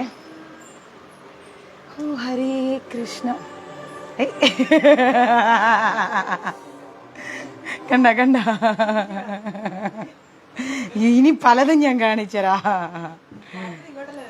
സഞ്ജു ഇല്ല, വിട്, കൈ വിട്. കണ്ടല്ലോ അല്ലേ. അടുത്ത ആൾ എന്ത് ചെയ്യണം നോക്ക. അടുത്ത ആൾ ചാടി പുറത്തിറങ്ങി. എല്ലാം ഓടിക്കൊണ്ടിരിക്കുകയാണ്.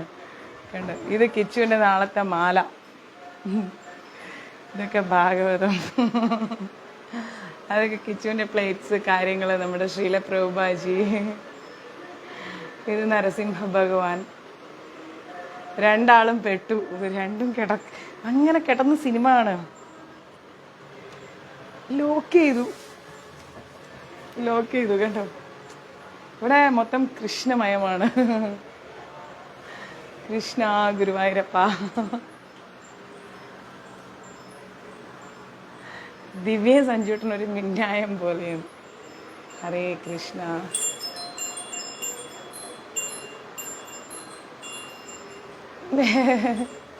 ഇത് പ്രഭുപാദ്ജി. നമ്മുടെ എന്താ പറയുക, അതും കൃഷ്ണൻ. അങ്ങനെ ഒരു കുഞ്ഞു വീടാണ്, ഒരു വളരെ ചെറിയ വീട്. ഇത് ഇവരുടെ ഇത് ബിന്ദുമ്മ ലോകം. ചറ പറയുന്ന പറഞ്ഞ് ആക്കിയിട്ടിട്ടുണ്ടാവും. ഇതൊക്കെ ബിന്ദുമ്മയുടെ ലോകം. ഇതൊക്കെ ബിന്ദുമ്മയോട് ചോദിക്കേണ്ട ഐറ്റംസാണ്. ഇതൊക്കെ അവരുടെ ലോകമാണ്. അവരേതാണ്ടൊക്കെയോ കാണിച്ചു കൂട്ടി വെച്ച അവരുടെ ലോകം. നമ്മുടെ ഫ്രിഡ്ജൊക്കെ ഫുള്ളാണ് എപ്പോഴും. കിച്ചൂട്ടിൻ്റെ മാലയും അതും ഇതൊക്കെ ആയിട്ട്. ഇത് കിച്ചൺ, ഒരു കുട്ടി കിച്ചൺ, ഒരു കുഞ്ഞു കിച്ചൺ. അലങ്കോലപ്പെട്ട് കിടക്കുകയാണെങ്കിൽ ഇപ്പോൾ ക്ലീനിങ്ങിലേക്ക് ഇറങ്ങണം. അങ്ങനെ എന്താ പറയുക, ചെറിയൊരു ലോകം, ഒരു കുഞ്ഞു ഫ്ലാറ്റ്, ചെറിയൊരു ഹാള്, ഇവിടെ ഒരു കോട്ട്, ഒരു ബെഡ്റൂം, ഈ ഹാളും കിച്ചൂട്ടനും. ഇത്രയേ ഉള്ളൂ. കണ്ടോ, ഈ ലോകമാണ് നമ്മുടെ ലോകം. പിന്നെ ഒരു പാസേജ്. ഞാനിവിടെ പുറത്തിരുന്ന് ക്ലാസ് എടുക്കും. ഈ സ്ഥലത്തിരുന്ന് ഇവിടെ ഇരുന്ന് ക്ലാസ് എടുക്കും. ഇതാണ് നമ്മുടെ ചെറിയൊരു കുട്ടി ലോകം. ഇവിടെ ഇരുന്നിട്ട് ക്ലാസ്സും എന്താ പറയുക, നമ്മുടെ ഭാഗവതവും ഗീതയും, പിന്നെ ഇവിടെ 3-4 ഫ്രണ്ട്സും. ഇതൊക്കെയാണ് നമ്മുടെ ലോകം. അപ്പം അങ്ങനെ പോകുന്നു. അപ്പോൾ എല്ലാവരും സന്തോഷത്തോടു കൂടി സമാധാനത്തോടെ ഇരിക്കുക. നമ്മുടെ ജീവിതത്തിൽ ഭഗവാൻ മാത്രമേ ഉള്ളൂ നമുക്ക്. ഭഗവാനാണെങ്കിൽ എന്താ പറയുക, അതെ, ഇവിടെ എൻ്റെ ഫ്രണ്ട്സൊക്കെ വന്നാലും ഞങ്ങളുള്ളടത്ത് അങ്ങനെ അഡ്ജസ്റ്റ് ചെയ്ത് അങ്ങനെ കിടക്കും. ഇതാണ് എൻ്റെ ഇവിടെ ഇങ്ങനെ ഇരുന്ന് വെളുപ്പിനെ ഇരുന്ന് കഴിഞ്ഞാൽ ഞാനിവിടെ ഇരുന്ന് വായിക്കും കുറേ നേരം. എനിക്കിവിടെ ഇരുന്ന് വായിക്കാൻ വലിയ ഇഷ്ടമാണ്. ഭാഗവതവും ഗീതയൊക്കെ ഇരുന്ന് വായിക്കും, ജപിക്കും അങ്ങനെ. അപ്പം ശരി, എല്ലാവരും സന്തോഷത്തോടെ സമാധാനത്തോടെ ഇരിക്കുക. ഇന്നത്തേക്ക് എനിക്കുള്ള പണിയായി. എനിക്ക് AC ഒന്നും ഇഷ്ടമല്ല, പക്ഷേ എന്താ പറയുക, ഇവരാണെങ്കിൽ AC ഇല്ലാതെ കിടക്കൂല്ല. അയ്യോ, ഈ സഞ്ജുവും ദിവ്യയും. ഞാനെന്താ ഇവർ ഉറങ്ങിക്കഴിഞ്ഞാൽ അങ്ങ് ഓഫ് ചെയ്യും. അപ്പോഴേക്ക് സഞ്ജു എഴുന്നേറ്റിട്ട് വയ്ക്കും, മമ്മിക്ക് അറിയില്ലേ മമ്മി എന്നെ, എനിക്ക് പറ്റൂല എന്നുള്ളത് അറിഞ്ഞൂടെ മമ്മി. ഉടനെ ദിവ്യയും പുതപ്പൂരാൻ നടക്കും. ഇതാണ് അവസ്ഥ. അത് നമ്മുടെ മഹേശ്വരി ചേച്ചി. ഞങ്ങളുടെ 4 പേരുടെ വീടും ഇതുപോലെ ലൈനായിട്ടുണ്ട്.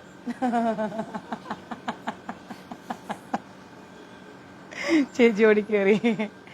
ഞങ്ങളുടെ 4 പേരുടെയും വീട് ഇങ്ങനെ ലൈനായിട്ടാണ്. ഇന്ന് എനിക്ക് ഓണം തന്നെ. ഇവരെ എന്ത് പറഞ്ഞാലും ഞാൻ മിണ്ടൂല, ഞാൻ അങ്ങനെ കേട്ടിരിക്കും. ശരി ഓക്കെ ശരി ഓക്കെ എന്ന് പറയും. അതിന് രണ്ടിനും ഇപ്പം പൂരി ഉണ്ടാക്കി കൊടുക്കണം. എൻ്റെ അടുത്ത ജോലി അതാണ്. രണ്ടും പൂരിയും ചോദിച്ചിരിക്കുക. പൂരി ഉണ്ടാക്കണം എന്നും പറഞ്ഞിട്ട്. ഇനിയിപ്പം ഞാൻ ചെന്ന് ഡ്രസ്സൊക്കെ മാറി എൻ്റെ വർക്കിംഗ് ഡ്രസ്സ് നൈറ്റി എടുത്തിട്ട് മുടിയൊക്കെ കൊണ്ട കെട്ടി ഇനി ഈ പാതിരാത്രിക്ക് ഇരുന്ന് പൂരി വരുത്തണം. പൂരിയും ഉരുളക്കിഴങ്ങ് കറിയില്ല ബിന്ദമ്മ, ഉരുളക്കിഴങ്ങ് ഫ്രൈ ചെയ്തു. ഇനിയിപ്പം ഉരുളക്കിഴങ്ങ് കറി. ബിന്ദമ്മയുടെ ഏർപ്പാടെന്ന് പറഞ്ഞാൽ ഓടി ടെറസേ കയറാം. മഴയായാലും വെയിലായാലും ഓടി ടെറസേ കയറാം. ഇതിനെ പിടിച്ചിറക്കി കൊണ്ടുവരണം. സഞ്ജു ഒരു വഴിക്ക് പോവും, ബിന്ദമ്മ വേറെ വഴിക്ക് പോവും. ഇതിനെല്ലാം മെയിൻറ്റെയിൻ ചെയ്യാൻ ഞാനിവിടെ ഒരാളും. എങ്ങനെ സൗണ്ട് ഉണ്ടാവാനാ? ഒരു രക്ഷയില്ല. ഇതും ഒരു മലയാളി ചേച്ചിയുടെ വീടാണ്. ആ ചേച്ചി ടെറസിൻ്റെ മുകളിൽ മേലെ നിൽക്കും, എന്നിട്ട് കഥ പറയും. അതെ, ഞാനൊന്നും മിണ്ടില്ല. അവരെന്തേലും പറയട്ടെ. അവരിങ്ങനെ അതിൻ്റെ അകത്ത് ഇഷ്ടംപോലെ സിനിമകൾ കണ്ടിരിക്കും. എനിക്ക് സിനിമയോടൊന്നും താല്പര്യമില്ല. അവരവിടെ സിനിമ കണ്ടിരിക്കും, ഞാനിവിടെ ഇരുന്ന് എന്തെങ്കിലും ബുക്സ് വായിക്കും, മെസ്സേജുകൾ നോക്കും, എന്തെങ്കിലും പെൻഡിങ് കോൾസ് ഉണ്ടെങ്കിൽ അത് വിളിക്കും. അങ്ങനെ പോകുന്നു ദിവസങ്ങൾ. ഷൂട്ടുണ്ടെങ്കിൽ അത്. പിന്നെ ദിവ്യ വന്നിരിക്കും, നമ്മുടെ മഞ്ജരീസിൻ്റെ വർക്കുകൾ ചെയ്യും, അന്നദാനത്തിൻ്റെ കാര്യങ്ങൾ. ഇവിടെ നേരെ താഴെ അമ്മൂൻ്റെ വീടാണ്. താഴെ അങ്ങനെ കാണില്ല, ഇങ്ങനെ കാണാൻ പറ്റും. ഇവിടെ താഴെ ആ ബക്കറ്റ് വെച്ചില്ലേ, അതാണ് അമ്മൂൻ്റെ വീട്. അമ്മൂൻ്റെ വീട്ടിൽ ഇവിടുന്ന് അമ്മൂന്ന് വിളിച്ചാൽ അവൾ ഇവിടെ വന്നിരിക്കും, ഞങ്ങളിവിടെ ഉണ്ടാവും. അപ്പം ഇല്ലേ, അപ്പം അമ്മയുടെ വീട്ടിൽ പോയിരിക്കുകയാണ്. ഇവിടെ നിന്ന് കഥ പറയും. എന്തെങ്കിലും ആവശ്യമുണ്ടെങ്കിൽ അമ്മൂന്ന് വിളിക്കും. പിന്നെ വല്ല തക്കാളിയോ വല്ല പച്ചമുളകൊക്കെ ആവശ്യമുണ്ടെങ്കിൽ ഇവിടുന്ന് അങ്ങോട്ടിടും. അവിടുന്ന് ഇങ്ങോട്ട് വേണമെങ്കിൽ ഏണിപ്പടി കയറാൻ മടിയല്ലേ, അപ്പോൾ ഇവിടുന്ന് അങ്ങോട്ടൊരു ബക്കറ്റ് ഇറക്കി കൊടുക്കും. ഒരു ബക്കറ്റ് കയറ് കെട്ടി ഇറക്കി കൊടുത്ത് അതിലിട്ടിട്ട് ഇങ്ങോട്ട് കൊണ്ടുവരും. അങ്ങനെയൊക്കെ അമ്മ സുഖമായിരിക്കുന്നു. ഇങ്ങനെയൊക്കെയാണ് ഇവിടുത്തെ കഥകൾ. അങ്ങോട്ടും ഇങ്ങോട്ടും കൊടുക്കലും വാങ്ങലും. അതുകൊണ്ടാണ് എനിക്ക് കേരളത്തിൽ വരാൻ ഇഷ്ടമില്ലാത്തത്. ഈ ലോകം വിട്ട് എനിക്ക് എങ്ങോട്ടും പോകാൻ ഇഷ്ടമില്ല. ഷൂട്ടില്ലെങ്കിൽ ഞാൻ ഇവിടെ തന്നെ ഉണ്ടാവും. ഷൂട്ടും ഡബ്ബിങ്ങും ഇല്ലെങ്കിൽ ഈ ലോകത്ത് ഇവിടെ ഉണ്ടാവും. ഇവിടെ എന്തെങ്കിലുമൊക്കെ ചെയ്ത് ഇവിടെ ഇങ്ങനെ ഇരിക്കും. ഒന്നും അറിയണ്ട, ഒന്നും കാണണ്ട. അങ്ങനെ. അപ്പം ശരി, എന്നാൽ പിന്നെ ഞാൻ അങ്ങോട്ട് ചൂട് പൂരി ഉണ്ടാക്കട്ടെ. ഓക്കെ, ഹരേ കൃഷ്ണ. നാളെ കാണാം.